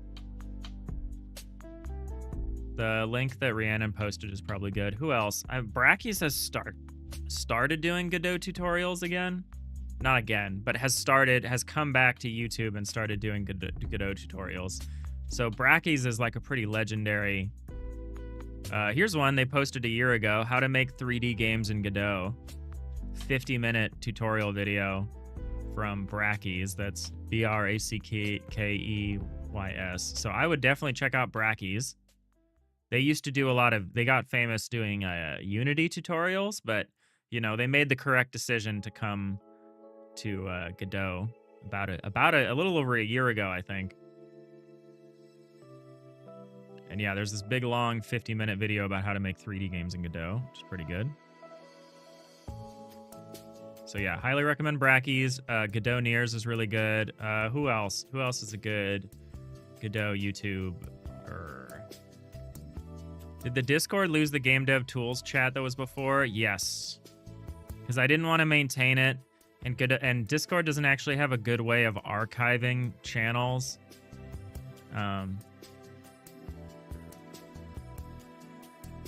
I still have to decide what I want to do for some more casual, like, here's a cool video I found, or here's an asset pack I found. Something beyond just like, here's a plugin that I want to talk about. I think a lot of that stuff could just be in general chat because it's not going to stay around for very long. You could just be like, here's a video I watched. It was really good. I have to figure that out.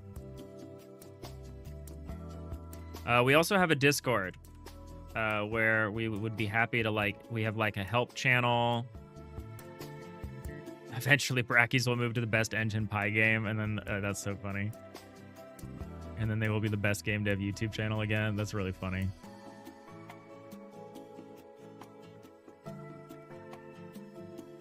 I'm okay with Bud, weirdly enough. Champ. Tiger.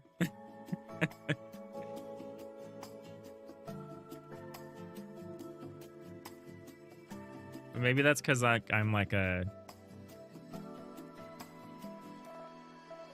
I feel like diminutive names don't work on me because I'm so normative.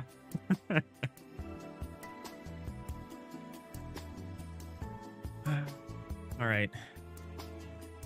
If it's not obvious to you, I am having a hard time being productive this week. I'm really having a hard time. So I appreciate the questions and the conversation topics and stuff.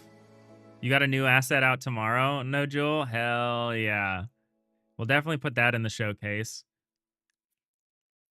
That just goes in showcase chat or project discussion if you want like a longer form thing. I know that the Discord is like in an awkward growing phase, and I'm trying to figure out how I want to structure it. I don't have good answers. I just get sensitive to notification spam in the chat channels when it's like a back and forth between two people,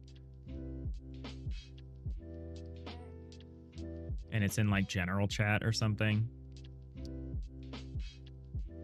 I get worried that people will once someone mutes a Discord server, they never unmute it. No one ever mutes a Discord server and then goes back in and is like, "Oh, I wonder what's going on there lately."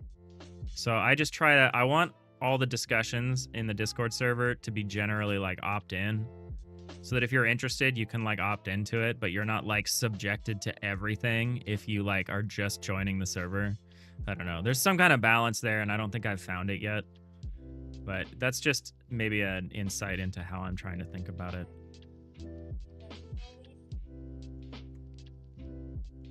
Is your use of a project discussion thread one of the intended uses? Yes. Oh my glob. We're so cooked. We got raided. Hide the code. Hide the code. Sorcery story. And all of the sorcerer's apprentices. That's not what you call your chat, probably, but I like it. Welcome in. FTL game. Yes, this is Digital Iliad. We are working on an FTL-like in Godot. We've mostly been kind of a tools dev, working on different stuff. Hello, Sorcery. Hello, Miss Story. How is it going? How is your, Oh no, I wish I had a Steam page, TS Joss. That's actually part of our plan this year. The Game Developers Conference was last year, and I refreshed my game plan, which is the same game plan that we've had for the last 2 years, which is we need to get a Steam page up, we need to get a game trailer, and we need to get a vertical slice by the next GDC. And if it looks like I've tried to do this for the last 2 years running, that is correct. That is what I've been trying to do. But this year is our year. We're going to do it. But yeah, we're working towards a big FTL-like game that's kind of in this isometric 2D perspective. And we're taking baby steps. Taking baby steps every day. You can type, you can totally words. It's a joint Mad Chirpy and Sorcery Story raid. Awesome. Well, I can't shout out both of you within the same minute, but we'll start with Sorcery Story, even though you've brought 90% of the people in the channel. Thank you for the follow, Aline Rude. Hello, Raiders. Hello, everyone. Welcome in. Hope you had a good stream. Things are good around there. It's looking good. I keep seeing like new art and all sorts of great stuff on your end. All I can really show right now, Raiders, is a little tool that we're using for a block editor. It's kind of laggy right now, which is one of the things I'm working on today. So yeah, that's a problem. The camera is occasionally like freaking out. All right, let's see if we can do that without crashing the camera. The camera's really upset with me. Can I tell you what I've done? We used to run this system on a background thread, but it was causing a synchronization issue. So instead of putting on a background thread, what I did is I put it on the main thread synchronously, and I just reduced the number of physics steps per second to 10. Which seems to be mostly fine, but the camera is has a conniption fit every once in a while. So there's consequences, but let's try that again. We need to give the system a minute or two to warm up, apparently. And by a minute, I mean like 30. Here we go. It's becoming more responsive. More responsive. Nice stream. Villagers now sleep. Very roughly on beds. Very nice. So yeah, this is about a tool. It's a combined block editor and like renderer and like cutaway system for viewing and creating these kinds of 3D representations of the space that we want to be in. And we actually had some pretty good breakthroughs on this tech last week, so I actually have some exciting stuff to show here. But if I build out a little space like this, let's just do it like this.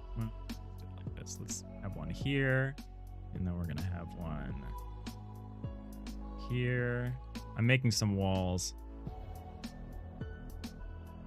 So if we make some walls, the system is... The lag is making the system a little unreliable, but don't worry about me. We'll get through this. So if I make some walls, you can see a little bit of the cutaway system kicking in. I make some more walls. We're gonna build a compartment out that's gonna become the basis of like a little spaceship. If you got a raid and run, no worries, sorcery. I will try to get through this demo. We're gonna just we're just putting out a bunch of walls, and we're gonna create a confined space here.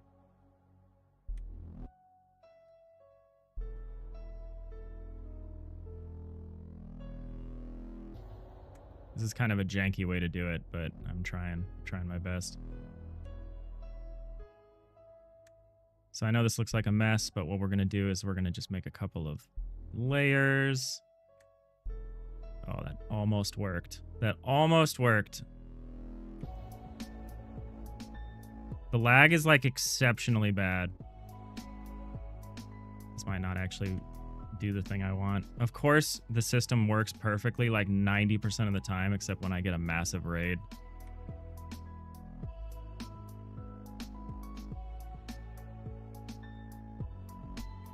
I swear this is worth it. Oh my god.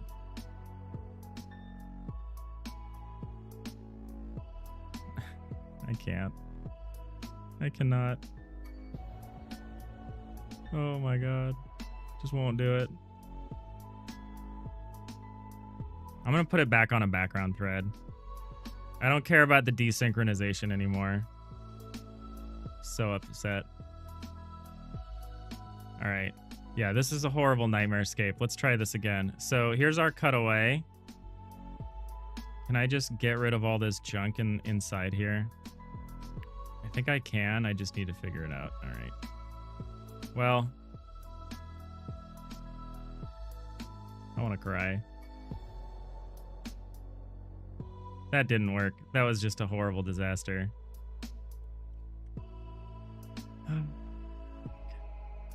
Well, don't mind me. If you gotta run, I understand. I'm gonna make another attempt at doing this. I'm gonna try to be less fancy about it.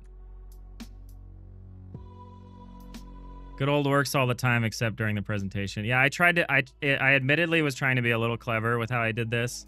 I like it when the walls are off-center because it looks cooler, and I tried to do an off-center wall thing, and of course that was like the worst thing to try to do under laggy conditions, but here we go. We're doing it again. Thanks for hanging in there. But yeah, this is the idea, is that we can use this to build out our little gray box ships, which are not going to be gray boxed forever, but we're taking a very, like Sorcery Story, we're taking a very prototype approach to it. We can worry about the art later. Oh my god, the lag.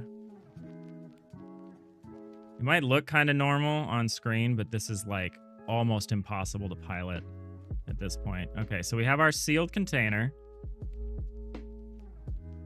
Make it exist first, right? Exactly, Fracture. So now we have our cutaways. I made one of the walls too thick, but it's too late to do anything about. But yeah, the idea is that it's this isometric 3D space, which you can scroll into and through the walls into the other rooms. And it will cut away the space in front so that you can actually see different compartments. It's the idea. Unfortunately, I made this wall way too thick. But it's the idea. It's a cool tool. Thank you. Thank you, Torres. I appreciate that. We're just gray boxing it, but this is the concept, is that instead of like the little top-down single layer of ships that you'll have in FTL, you'll have here a layered 3D kind of, like you might have the bridge at the top and then like a weapons room and then maybe like a power generator and a cargo bay, and just kind of pack it all in a little bit more densely so that we can get more complex ships and a little bit more dynamic shapes. Yeah, the recent Advances is in the consistency of the scroll and also the selection. So like I can select the block just behind this wall, even though the cursor is on the wall. This used to be really hard for me because the raycast is like, technically it's hitting this wall in the front, but we've modified it so that you can kind of see around. Because I really like this hedgerow effect. I don't want to get rid of this raised floor hedgerow effect, but it's been a real challenge to like select within that margin, but it works now.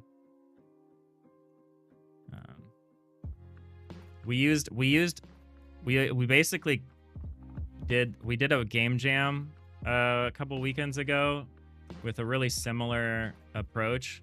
We did this for Down to Jam number 3. We did this not last weekend, but the weekend before in 72 hours. We ended up making a little bonsai tree builder. It starts by generating a little...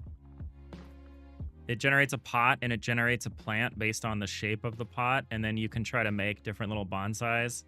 And it uses a similar technology. This isn't in C#, this is just wholly in GDScript, so I actually had to remake like the whole tool in 72 hours. But yeah, we could get a tree and then we can build off some branches to try to make a little bonsai plant. We can recolor it to make it more natural. But yeah, we made this recently, so we're like all in on this kind of tech. I really enjoyed building things this way. I have some regrets about trying to remake the whole tool in like 72 hours, but it has a lot of applications, this kind of a thing. So this was fun. Digifracture, thank you for the follow. Ooh, this one's fun. Yeah, it was supposed to be a branch pruning game where like it over-generates like a really big bonsai, and your job would have been to prune it down into a reasonable shape, but you know, game jams being game jams, I wasn't actually able to get the generator to work past this. And so in the 11th hour, I turned it into a, ooh, that's a fun shape. The tree actually goes up and then back down in like a pseudo cascade. But yeah, we made that the other weekend ago, so I'm just obsessed with these little isometric pseudo 3D structures. I just can't get enough of it.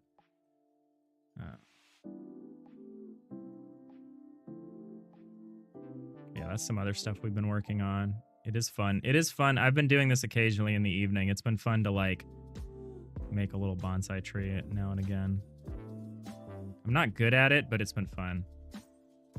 It's been fun to think about it in these terms and try to just make a little tree. That's available on my itch page. We got another game jam coming up in a month. We got Ludum Dare next month. Why are you limiting camera to cardinal directions for the editor? It should be way easier to work with if you could change the angles. It's 2D. It's 2D. Lean Rude. That's not a 3D render. It's 2D tiles. So I can't arbitrarily rotate the camera. I can only do 90-degree angles. Because those are sprites. Well, they're sort of sprites. You can think of it as like a layer cake of tile map layers. Hey, Boolean, how's it going? Welcome in. How's it going?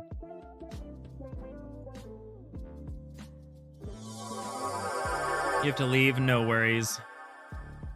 Thank you, Sorcery Story. Thank you for the raid. Oh yeah, we need to shout out Mad Chirpy as well. I actually don't know how to spell Mad Chirpy's name exactly.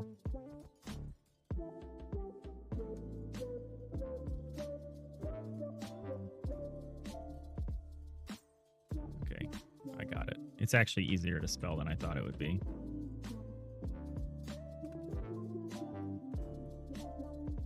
I messed that up the other day where I accidentally rated, by Sorcery, I accidentally rated Adagon and not Adagon Dev. So I'm like very concerned. Yeah, everyone, you don't have to behave. Still needs work. Thank you for the subscribe. Appreciate you. How's it going? We're doing good. We got rated by Sorcery Story, a fellow C# and Godot dev. C# and Godot solidarity. You see a problem? What, with doing it in 2D? There's a number of problems. That's part of what we've been trying to solve, somewhat successfully.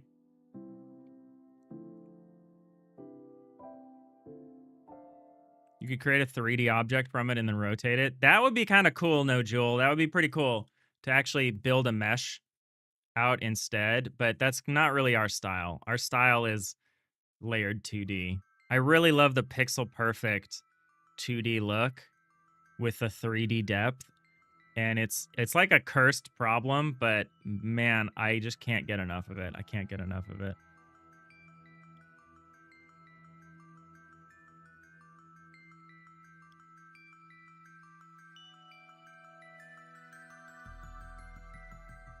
Oh, yeah.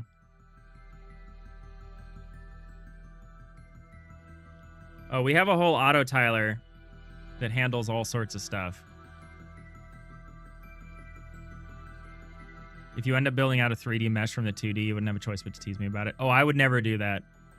But yeah, we have a big auto tiler that knows how to render things based on the 3D makeup of the space. Which I was trying to demo, but it's so laggy right now. I think maybe I should just put stuff back on a background thread and try to minimize the desync. Because the problem that we had with the desync was so small, which was just that scrolls occasionally didn't succeed.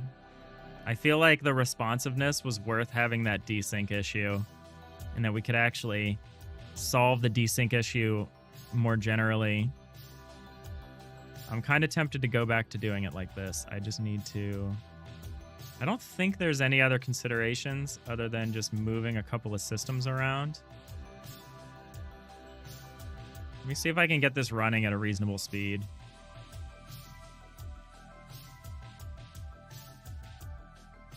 You'd have the worst case of trying to do everything 2D and perf and the complexity around that and the result of 3D without pixel precision. Oh yeah, I was joking. We were talking about it, I think, in the context of build a bonsai.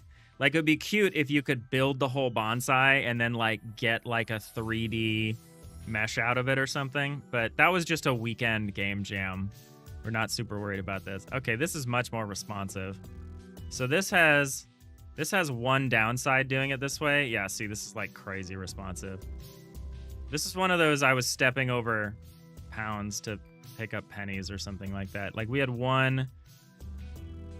a slight desync issue, and I was willing to sacrifice the whole performance of the entire tool just to fix a desync issue, which is just not the right approach.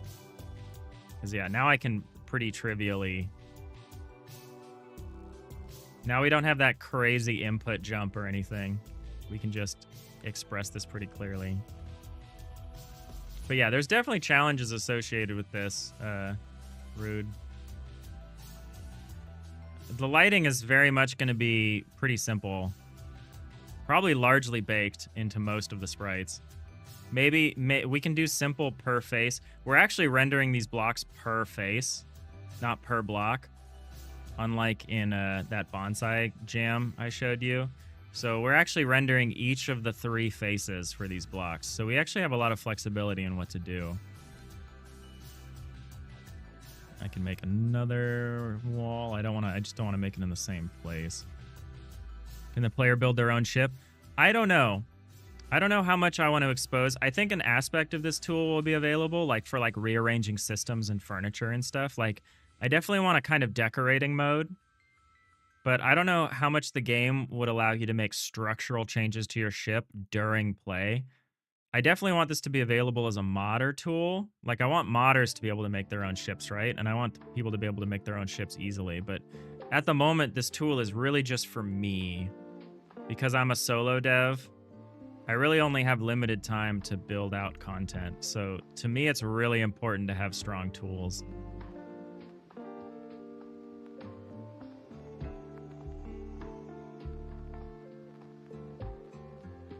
This is much smoother. I should have just... And yeah, maybe we'll be able to see what the problem was that I was trying to... Yeah, here's the problem. Sometimes when I scroll in, it doesn't always succeed because of a system execution order problem. That's the desync I was talking about. The auto tiler is freaking out a little bit, though. I need to figure out how to deal with that corner problem. But yeah.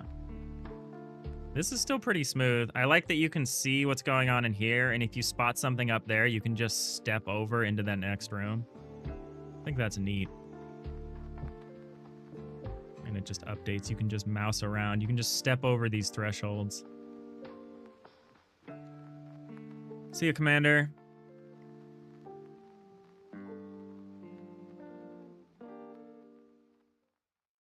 You like how it looks like there are lights in there? Yeah, that's static lighting is probably gonna be a lot of it, but the auto tiler has a lot of flexibility.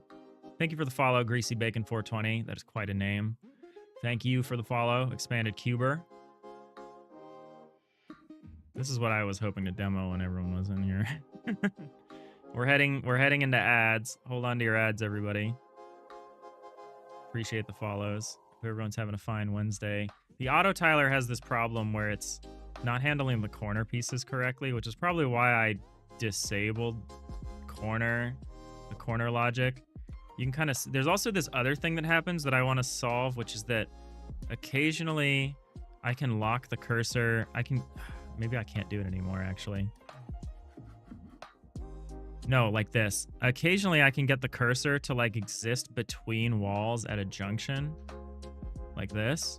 That's super weird, and I don't know how that actually is able to happen. I have to work on that. Like, you go here, and then you manage to cursor in. Oh, you know what it's... I think I kind of know what it's doing.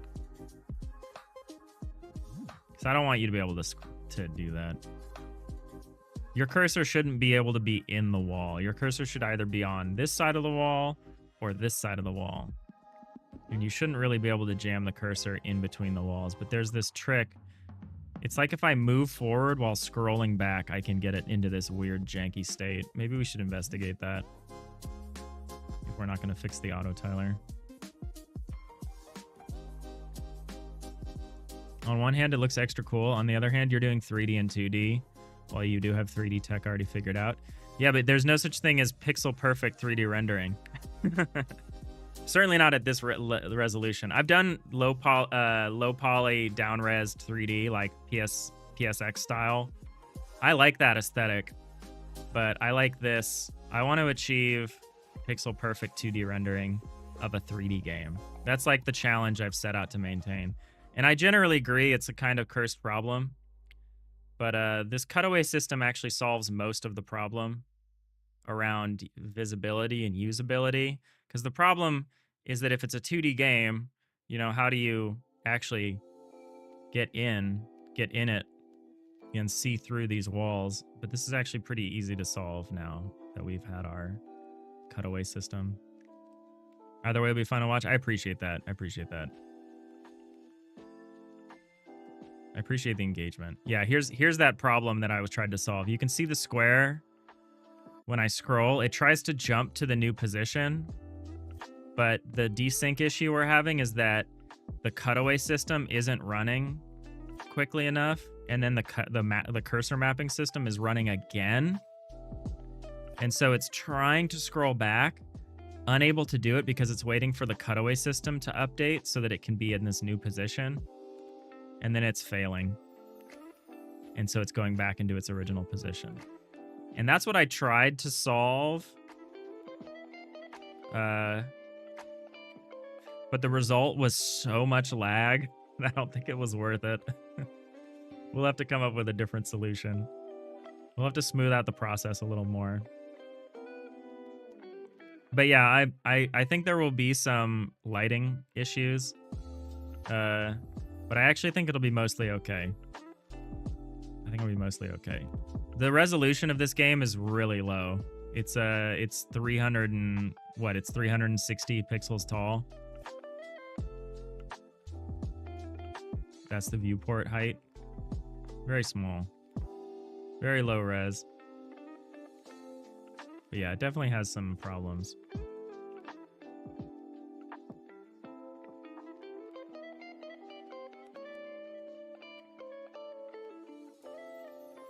And we were talking earlier about, do I want to actually have like the ability to overwrite this procedural cutaway with like a manual? Like, do I want to be able to bake in a certain cutaway pattern to certain ships in certain circumstances? I think the answer is yes, which would be just as part of the editing process, you would be able to paint in or mark off parts that you can cut away. Which actually reminds me, we need to get the overlays working. There's like a whole series of like selection overlays that I broke that we need to re-enable.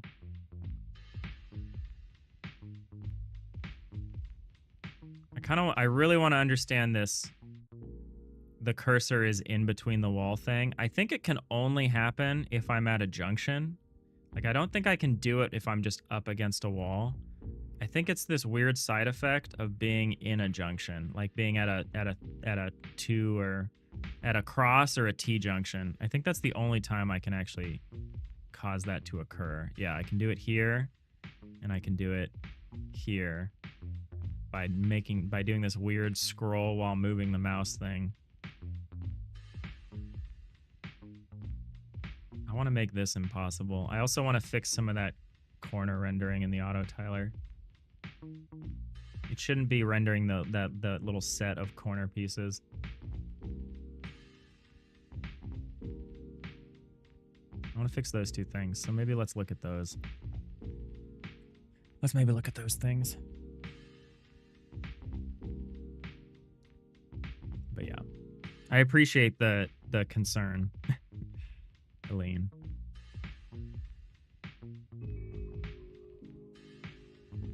If I was short with you, it was just the stress of, being rated by like 100 people.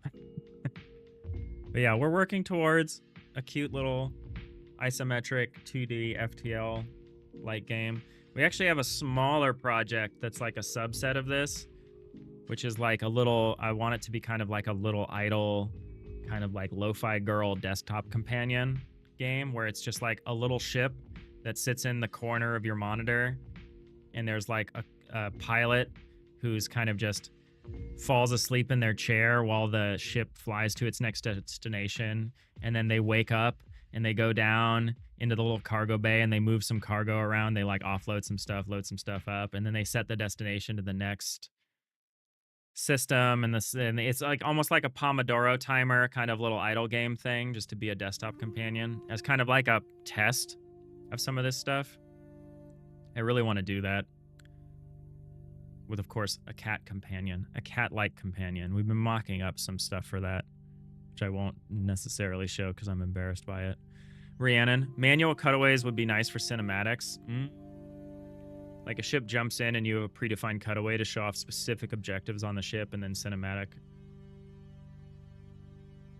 And then go back to normal. See, that's smart. That's smart. And we were talking earlier about whether the side project has its own system or a modification of an existing system. And that's a good argument for a modification of existing system that provides value back to the large project.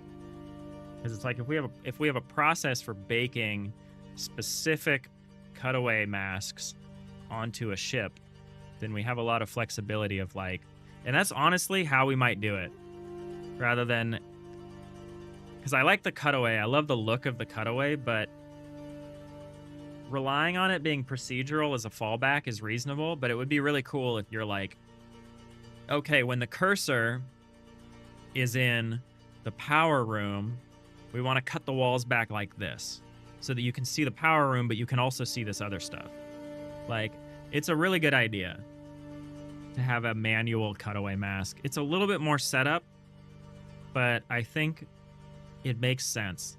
And we have a procedural fallback in case you haven't defined your own cutaway masks for certain rooms. We'd probably want to specify the cutaway mask as like a bounding box. Actually, who cares? It's like, it would be such a small amount of memory. Even if we had a cutaway volume for every compartment, that's still like hardly any memory.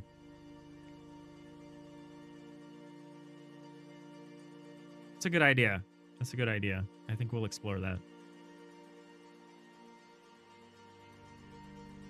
But yeah, this is what we work on. We work on this 5 days a week. Kind of just chilling. This is episode 329 of Digital Iliad. We're on our way. if you're like, wow, you seem to have so little progress for 300 episodes, it's like, yeah, it's because you try something, you spend a few weeks trying it, you're like, it didn't work. You try something else for a few weeks, you're like, I'm gonna go back to the first thing again. You go back to that first thing for a few more weeks, then you go to a third thing, and then you put it on the back burner for a few months, and then you come back to it later. This is game design. Game design is just raw iteration, which I think is why everyone talks about optimizing for iteration speed, because there's really no substitute for trying something, seeing if it works, and then trying something else. And it's like, does that lead to a lot of wasted work that just has to be thrown away? Yeah. It's not, I don't think it's wasted if you learn something from it. It's just, part of the process. You feel that, Boolean? Yeah, it really is just unavoidable almost. Diginanigans. If the cutaways are always going to be the full room, you should be able to go back to just having one texture rect or whatever you're using and pre-compute the textures for the rooms. Yeah, I don't think we're going to pre-compute the textures for the room, because part of the approach that we're going to be doing, so the idea of what we want to do is we are going to, so like this is a great example because this is one room, right? We're not going to pre-compute the textures. You could then have one texture that is the full close ship that you could clear to just overlay the cutaway for whatever on the room on top. We'll probably have that too. So what we are doing is we actually have, well, that's not what we're doing right now. What we're doing right now is we have a canvas item per Z index as measured from the camera, which is kind of whack, but it works. What we want to switch to is a canvas item per compartment. So like this compartment would be rendered onto one canvas item, right? So that if this compartment doesn't change, we don't need to redraw it and we don't pay for that, right? So I don't think we can bake this as a texture per se, because if the camera turns 90 degrees, we need to redraw this compartment based on its block data, but not just based on the block data. It's not just based on the environmental block data. It also includes the characters in the room, right? Because the characters in the room need to be interleaved into the same like Z-indexed, Y-sorted draw order as everything else, right? Because a character here might be in front of some stuff and behind other stuff. So that's kind of why we moved away from doing a tile map layer approach, was because we wanted to be able to interleave the characters with the background elements for the given compartment. So yeah, because the characters are part of that, and they're in it, meaning they're not just in front of it or not just behind it, but they're like interleaved into the scene, I don't think we can bake it. But we can do the next best thing, which is to have it be all set to a canvas item, and we only pay for the redraw when we queue the redraw. Otherwise, we don't pay for the redraw, right?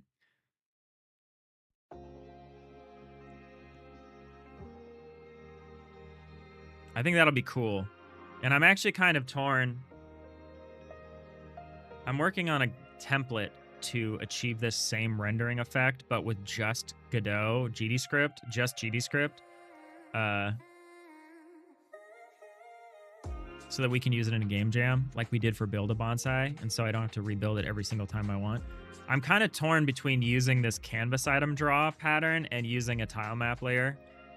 The tile map layer will be easier for the template, but I'm still tempted to do this canvas item draw thing because I really like the idea of being able to interleave the characters into the scene and not have to do the thing that you normally have to do, which is you have the tile map layer and then you have these independent characters moving around in the tile map layer that are usually not part of the tile map layer. They're like a separate node that you have to like interleave into the scene tree with the tile map layers to get the Y sorting correct.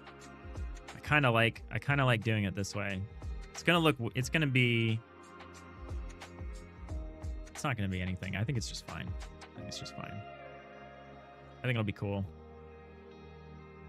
You can quote me on that. He said it would be cool. But yeah, I appreciate you all hanging out here today.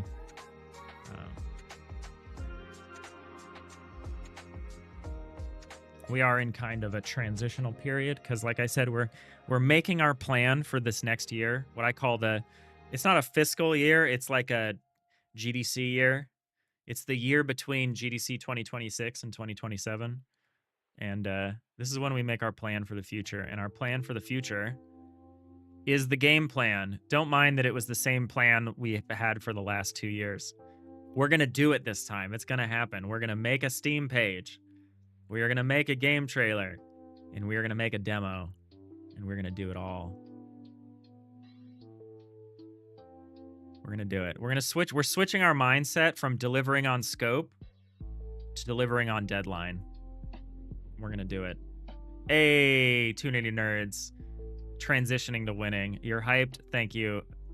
Appreciate you, 290 nerds. Man, this channel has just been full of incredible Godot game devs today, including the inimitable 290 nerds. I don't know if any one game dev can live up to the hype that is 2 nerdy nerds. But I know you're there too. You're way ahead of me in that. I'm hyped for your game. When's your game in? You know the submission deadline for Next Fest is April 27th. Are you gonna make it?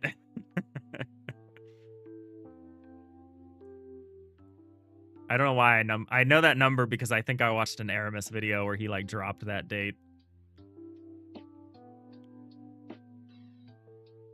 All right. Okay, so we've sped up the process again, putting the most demanding thing on a background thread. I still think we have like a weird. We were watching the profiler earlier, and I think the editor system actually does have some kind of really weird slowdown thing that's happening to it. So we're gonna keep watching this for a minute and see if this strange slowdown is still noticeable in the profiler. It'd be interesting if it's not noticeable. And actually what it would be pointing to me is that it's actually part of the oh, we could actually speed up the physics frame time now, huh? Now that it's on a background thread. I don't know if we have to, but we certainly could. It feels pretty responsive even with 10 physics ticks a second. But I don't want it to be 60. I think 30 would be fine for physics ticks. Give ourselves a little extra breathing room here.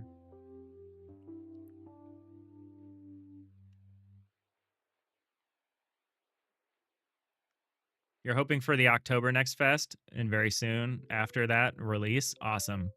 That sounds great.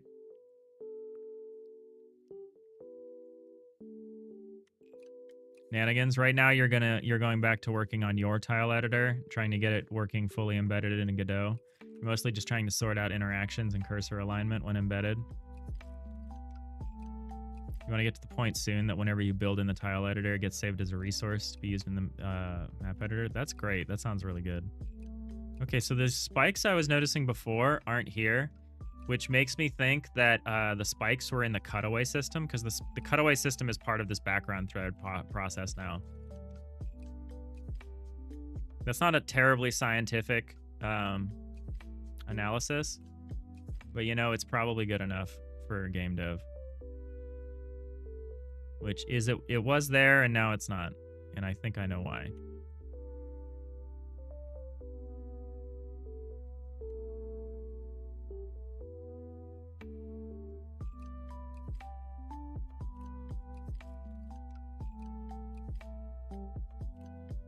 But yeah, I think we're doing all right. I gotta figure out a more appropriate solution to the scroll desync issue, which means I probably need to kind of just rearrange some of these systems and offload the work in a different way.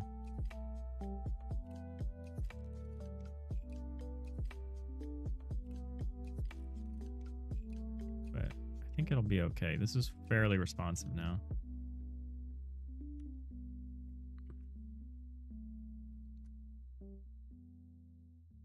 I know I just did this demo, so don't mind me. I'm just watching the profiler. The profiler seems really stable. Which is what you want to see. It's crazy that the only side effect of having this, yeah, you saw it just there, When it flickers, when the cursor flickers and doesn't really move permanently, that's that desync issue. It's trying to move to the new point, but because the cutaway system is not updating quickly enough, it's failing. And it's like, honestly, if that's the biggest problem that I have with this system, that's not that bad. I think I can live with that for now. In the long term, I want to fix that. I want it to be super consistent. Like if you scroll into the next room, that scroll better damn well happen.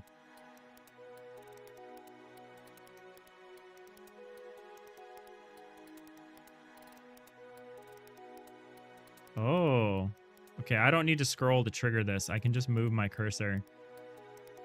It has something to do with being at a corner. It creates this incorrect. The cursor gets trapped in between rooms. And that shouldn't be possible, but it is. Yeah, it is. It's hard to do. It's hard to execute. Can I keep going along the line here? Yeah.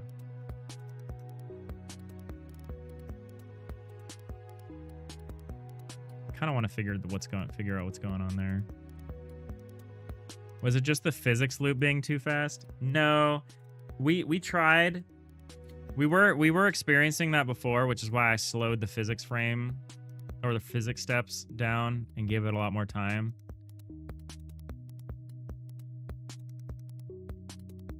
We were experiencing that in terms of why it was so slow. But yeah, the canvas item drawing procedure is just taking a little bit too long. And it's like, it's okay to put it on a background thread, it seems like, but there's another system that it depends on that I'm putting there along with it, and it means that it's updating only when the canvas item drawing system updates, which means it's not updating at the same frequency of the cursor mapping system. You know, I could just put the cursor mapping system on that background thread too, but would that actually just fix it? Would that actually just largely fix the problem?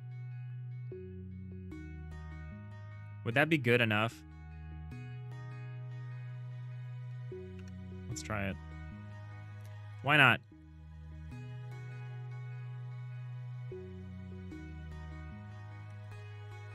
In which case, do I actually want to run it after the cutaway system? Maybe. Let's try a couple different things. These systems don't need to be like that responsive. It needs to feel responsive without actually being responsive. Hey, this is actually pretty fine. You just need to make sure the systems that depend on each other are run together. Might actually be totally okay. And actually might solve that sync issue. I still want a different solution in the long run, maybe, but... Oh, that's not good. Why is that happening?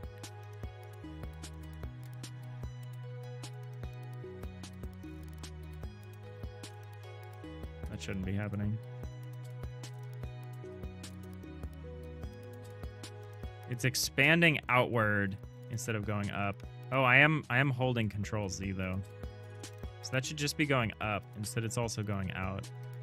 Okay, so maybe the cursor mapping system can't just be on that thread. Why would that cause this though?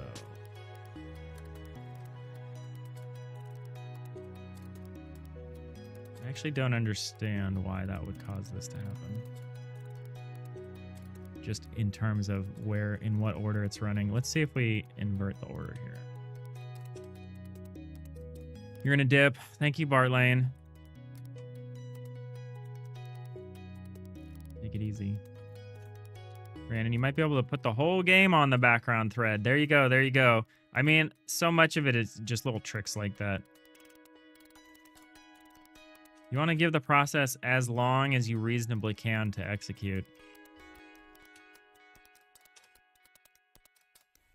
Oh, this feels similarly responsive. So if I do this and I go up, no, you really want to go out. Why is that? Oh, you know what's happening? You know what's happening? I think something else. I think I have an idea.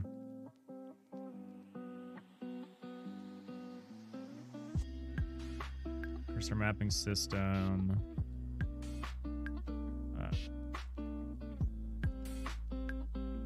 I want to look at the input and I want to look at the cursor coordinates. I think someone else is writing to the cursor coordinates. Who else? So the cursor mapping system writes to it. Oh, maybe not. Maybe no one else writes to this.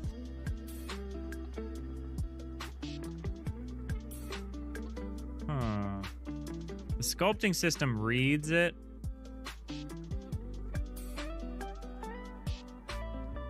So there's an issue. So that something happens to the cursor mapping system if it's not run every frame. It misbehaves. Why would that be? Let's see why that would be.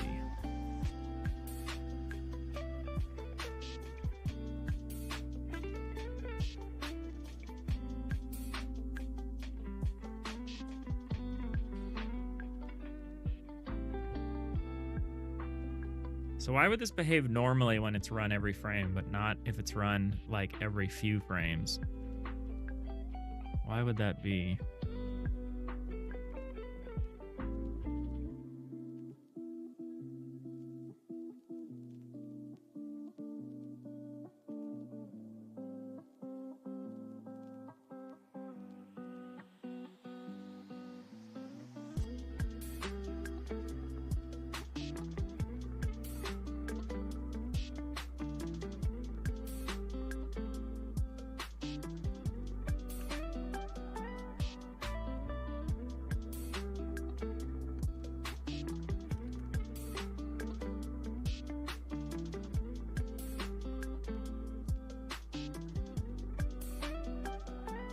Block sculpting system causing a bit of a problem.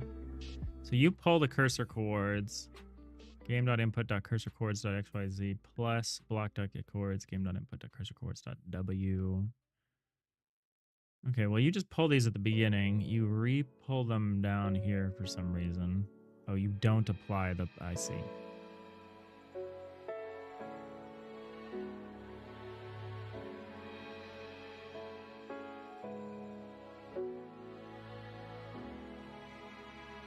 I think there's an offset that's being updated in the canvas item system or in the cursor mapping system every frame, and if the system is if this system is not run every frame, that offset is not being calculated correctly. Is I think what's happening.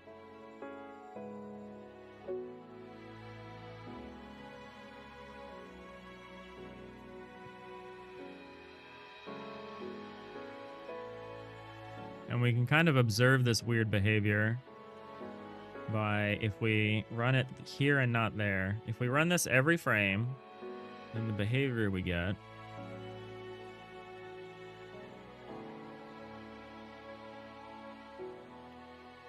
We run this every frame. When we do this and I lock the Z index, or I say I want to control the Z level, which is how I overwrite the Z stuff. So I do this and then I scroll up.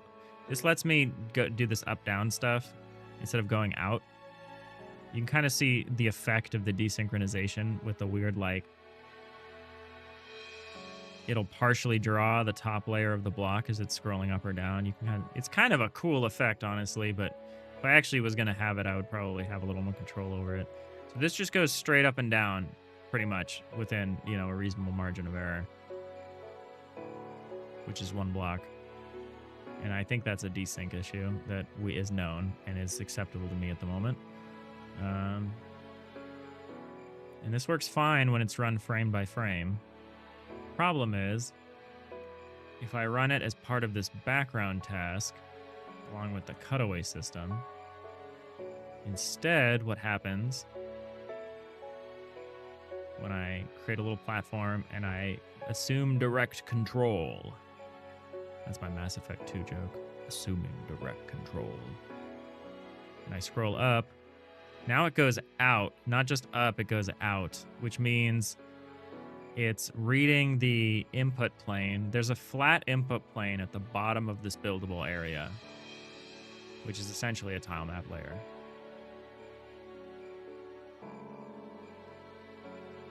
And so it's updating the XY of the cursor for some reason, even when I've assumed manual control.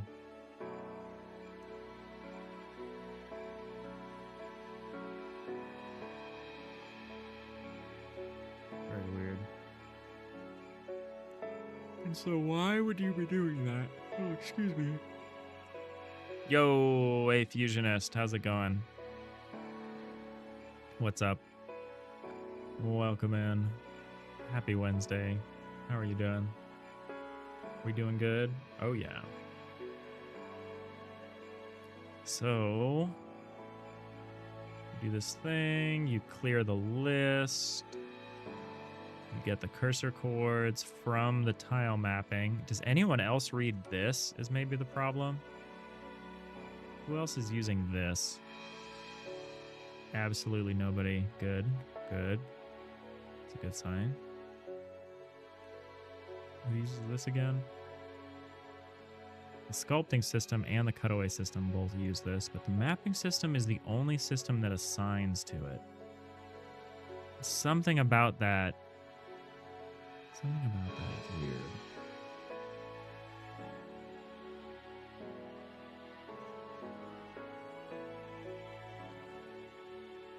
How are you? You wrote a parser again? Again? What are you up to? I'm all right. We're trying to keep performance at a reasonable degree while still making interaction with our little block editor responsive. Right now, I'm trying to understand why the system that maps the cursor behaves differently when it's run on the main thread versus when it's run on a background thread. And I don't quite understand why it would behave differently in that context. Because nobody else is really... No one else is really assigning stuff to it. Get the hit list. If game input Z-level control. So this is true. So the problem is somewhere in this block. There's your Z-level scroll. Yeah, it's something about this needs to be updated every frame. Something about this needs to be updated every frame, and when it's not updated every frame, it's misbehaves. It's interesting. Sort of errors you don't even dream of encountering. This seems still pretty easy, comparatively. But yeah, how are you? It's 1 month until Ludum Dare 59. Are you ready? I'm not. I have a bunch of template work I want to do. I need to do more prep because I barely finished my game in 72 hours for Down to Jam. Barely. Like by the skin of my teeth, like rewrote the whole thing in the last 24 hours to make it doable. Kind of barely. And if it was Ludum Dare, I wouldn't have had that last 24 hours. I would have just had to give up. So I'm mildly concerned. I've only ever done one Ludum Dare compo. I've attempted it twice, completed it once, and I just need a win. I don't need to win. I just need to be able to I need to be confident I can actually do it this time. You'll be ready, but damn if it isn't the busiest time I've known. It's been crazy. Like, it was Down to Jam, then the Game Developers Conference. Now we've got Ludum Dare. The solo developer game jam might happen between now and Ludum Dare, which would be horrible. It's a busy time. It's a busy time. We just got to survive it. Glad to, yeah, I can't usually do the fall Ludum Dare because it's always on this weekend that I have booked. Always. It's always on a weekend that I'm doing something. The fall Ludum Dare. So I like to do the spring Ludum Dare.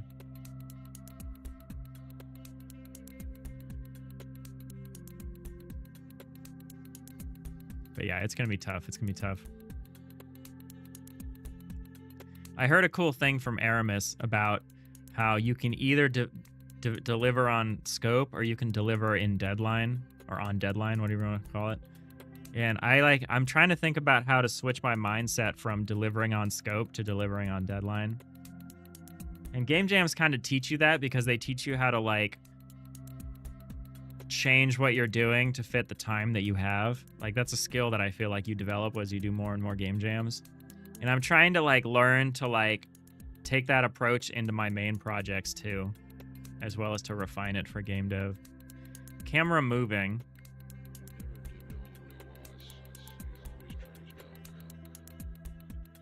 Oh, we're referencing a bunch of globals in this like background thread function, and I think it's causing us some pain.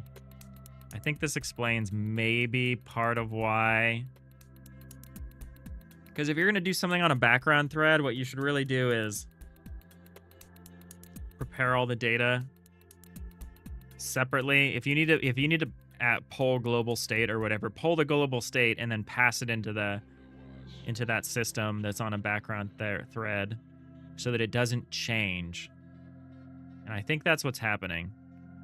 Is I think we're getting differing opinions about things like the Z-level scroll or whether the camera's moving. And I think it's causing the system to jump. Because this says game.input cursor coords with Z equals cursor. So if Z-level scroll is not equal to 0, we can't change the game input cursor coords.xy. But if the scroll is false and where the camera's not moving, we can change the cursor xy.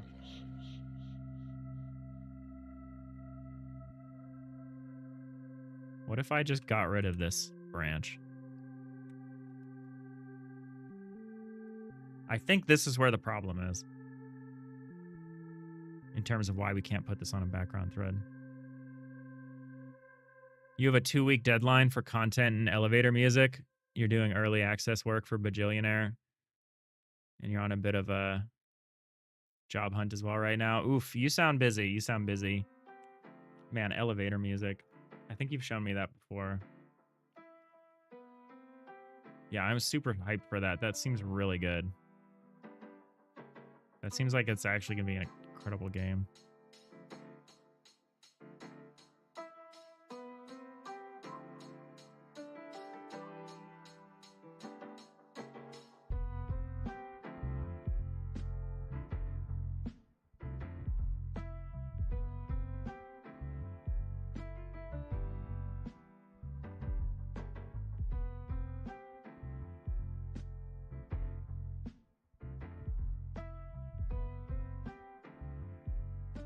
The days leading up to LD are just absolutely packed for you. It sounds like it. It sounds like it.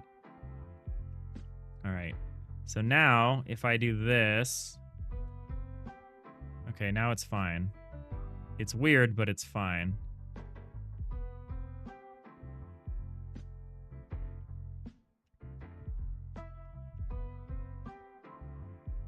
We're desyncing a little bit in terms of...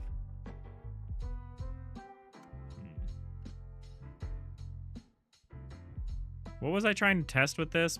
I was just trying to check to see if... All I wanted to do is check to see if this fixed our scroll problem. And this should at least... We could at least validate right now whether this fixes the scroll issue. If nothing else.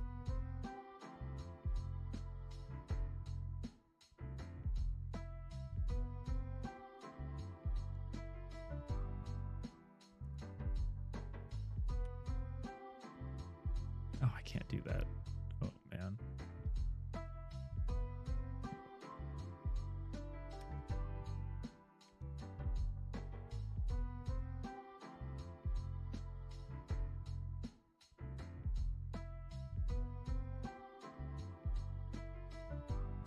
It's kind of hard to do this without having the lock Z to rely on. I had to disable it for this test.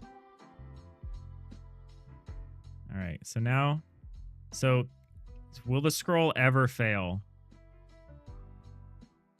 All I'm looking for is a failed scroll. Okay, so it's not as responsive, which makes sense because it's on a background thread. But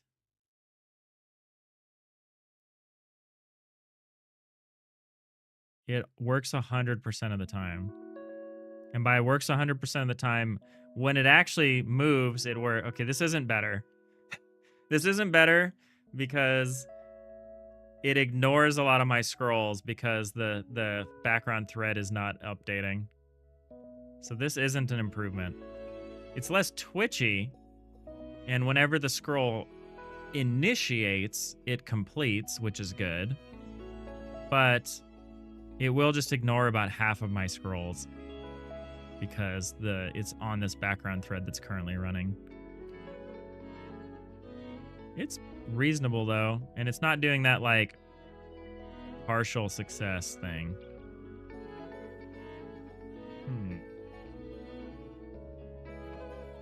So the cutaway system and the cursor mapping system are very tightly coupled, I'm realizing.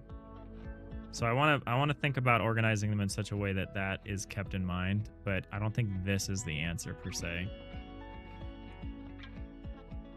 Yeah, I really got to figure out how I want to organize some of this stuff. I'm going to revert it back, but that was a good experiment. That was a good experiment. That informed us.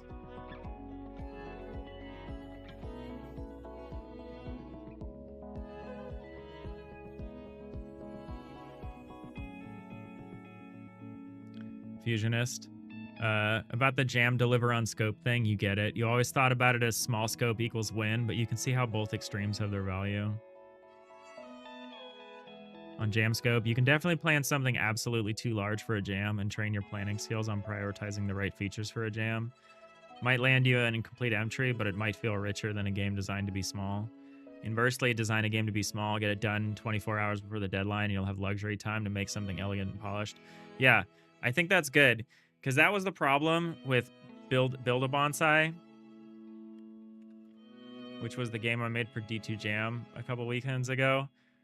There were a number of problems with Build a Bonsai. One is that I basically recreated my little block tool in Godot because I couldn't use my C# code, so I had to recreate it from scratch. And you'll notice it's like kind of awkward to use because it highlights the whole block. It doesn't do the thing that my main tool does, which is to highlight individual faces, but that's because for the first 2 days I was working on this, I thought the intent I had was that I was going to over-generate a tree. Did you record a post-mortem or something about this? No, but I've talked about it on stream a lot, which is for the first 2 days of a 3-day jam, we built this tool out thinking that we were going to over-generate a very busy tree, and then the player's job was going to be to trim it down into like an acceptable bonsai shape. The problem is I never got the procedural generator further than this, partly because I was working on my block tool like the whole jam. I mean, the trunk generation is really good. I'm really pleased with the trunk generation generally. But we can't really, I wasn't able to get it to generate branches convincingly or roots or whatever.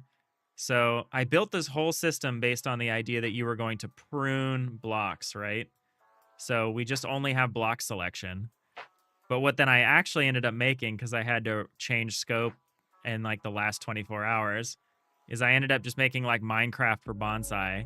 But the problem is because that wasn't the plan, none of the tech was built with that in mind. So there isn't per face highlighting. There isn't really great per face selection because I didn't think that was going to matter. I thought you were just going to be trimming branches.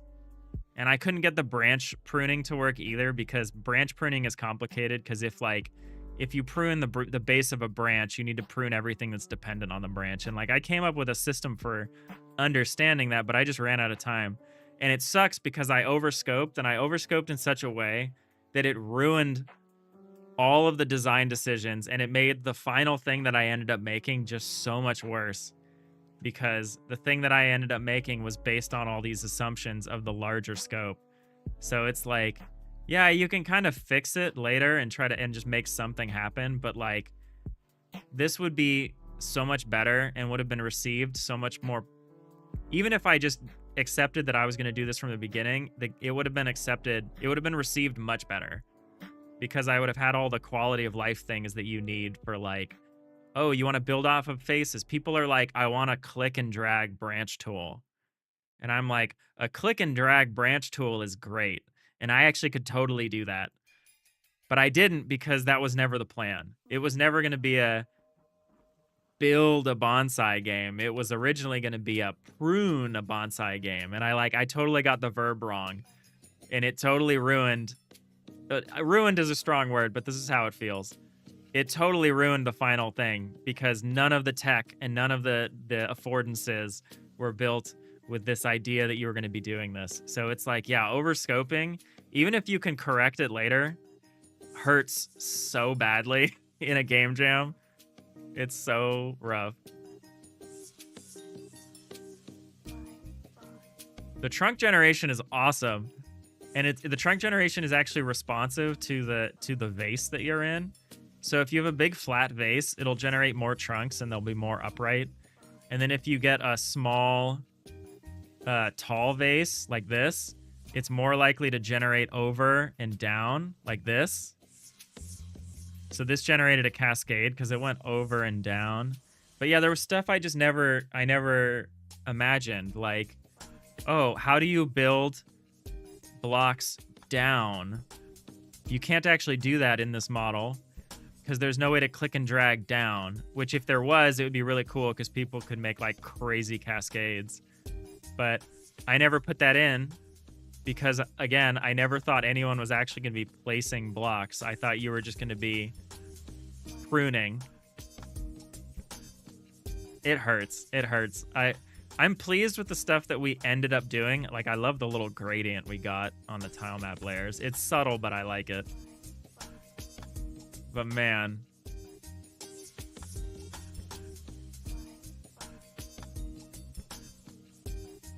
And that's the kind of thinking that I need to be much more clear about when it comes to Ludum Dare, when there isn't time to pivot and do something different. You have like one shot. There's only 48 hours and everything's from scratch. It's like if you don't have a strong idea of what you're doing from the beginning, it's so much harder. But yeah, I love the, oh man. And the fact that the random generation is consistent based off of the using the vase as a seed feels like such a, I feel like I got so close. I got so close. I couldn't draw the rest of the fucking owl. You know what I mean? That's my post-mortem vent on Down to Jam number 3.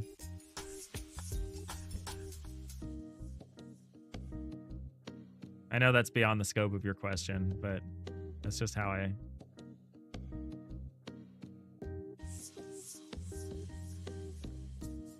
Yeah, I really enjoyed some of this. I don't know if I'm going to revisit this. It would be cool. Man, the gradient is really helpful. You can actually see that these two are part of different trunks. I had fun. I had fun making this. I'm still proud. I learned a lot about the auto tiler, about how to auto tile more organic shapes so that they look more continuous while still being substantial. I'm actually not quite sure if I want the templated version of this to be based on tile map layers or if I genuinely do want it to be based on my canvas item rendering system. That's neither here nor there though. Yeah, that's my story. You would have asked anyway. Appreciate that.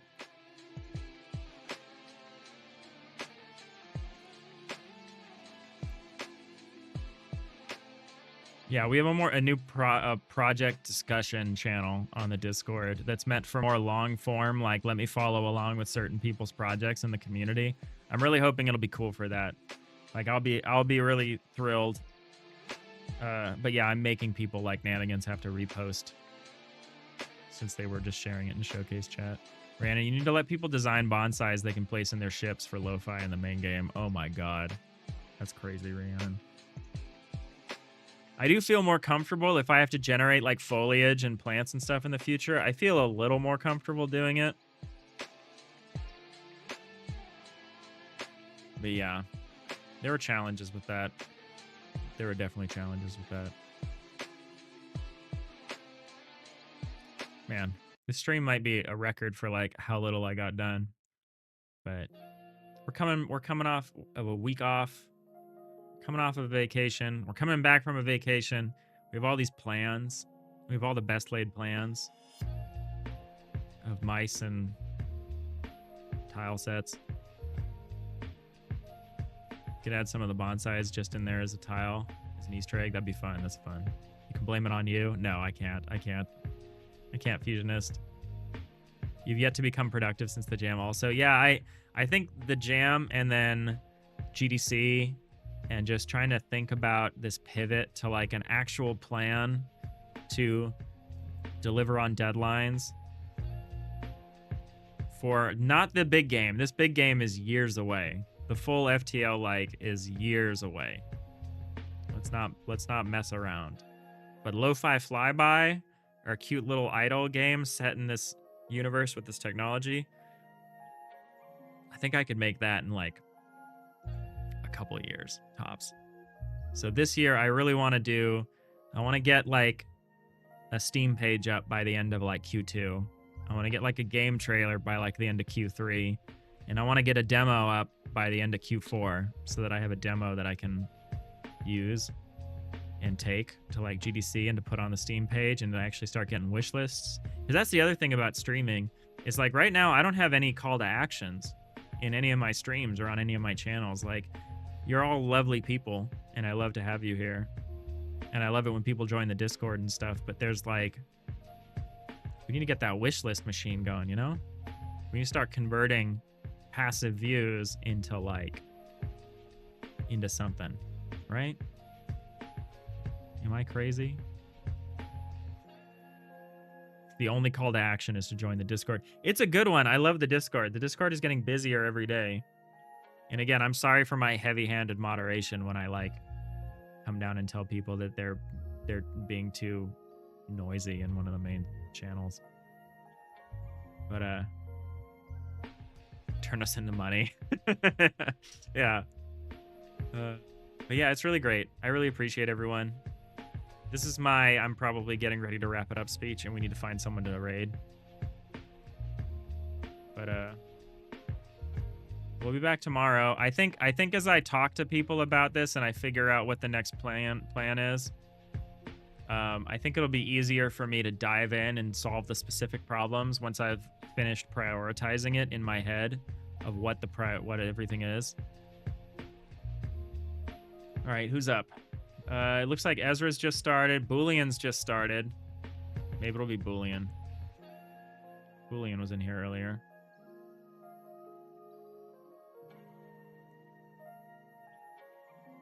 Boolean or Ezra? They're both, literally, Boolean and Ezra are both working on roguelikes in Godot. Amazing. You're tossing together a season recap of your project, tossing the appropriate forum discussion. That's awesome. I'll be very excited to read that. I think it's going to be Boolean because Ezra wasn't in the channel. Ezra didn't say hi, didn't show his respects.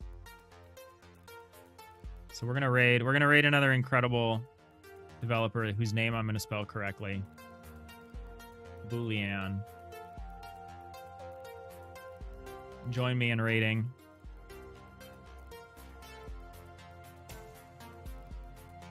Roguelikes are awesome. I know, we're spoiled for choice for roguelikes. We had two incredible dev streamers, both working on roguelikes in Godot.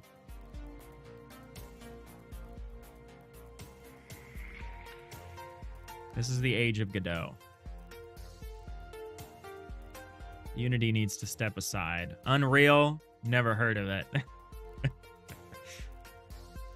The age of Godot. All you Godoniers, I appreciate you spending time from your day here hanging out with us. Have a good one. Thanks, Fusionist. Yeah, let's go hang out with Boolean. I gotta go get some laundry going, and then I got a meeting. Work. But yeah, we'll be back tomorrow. Thank you all so much for watching. I hope you all have a great rest of your day, and I will see you all next time. Bye.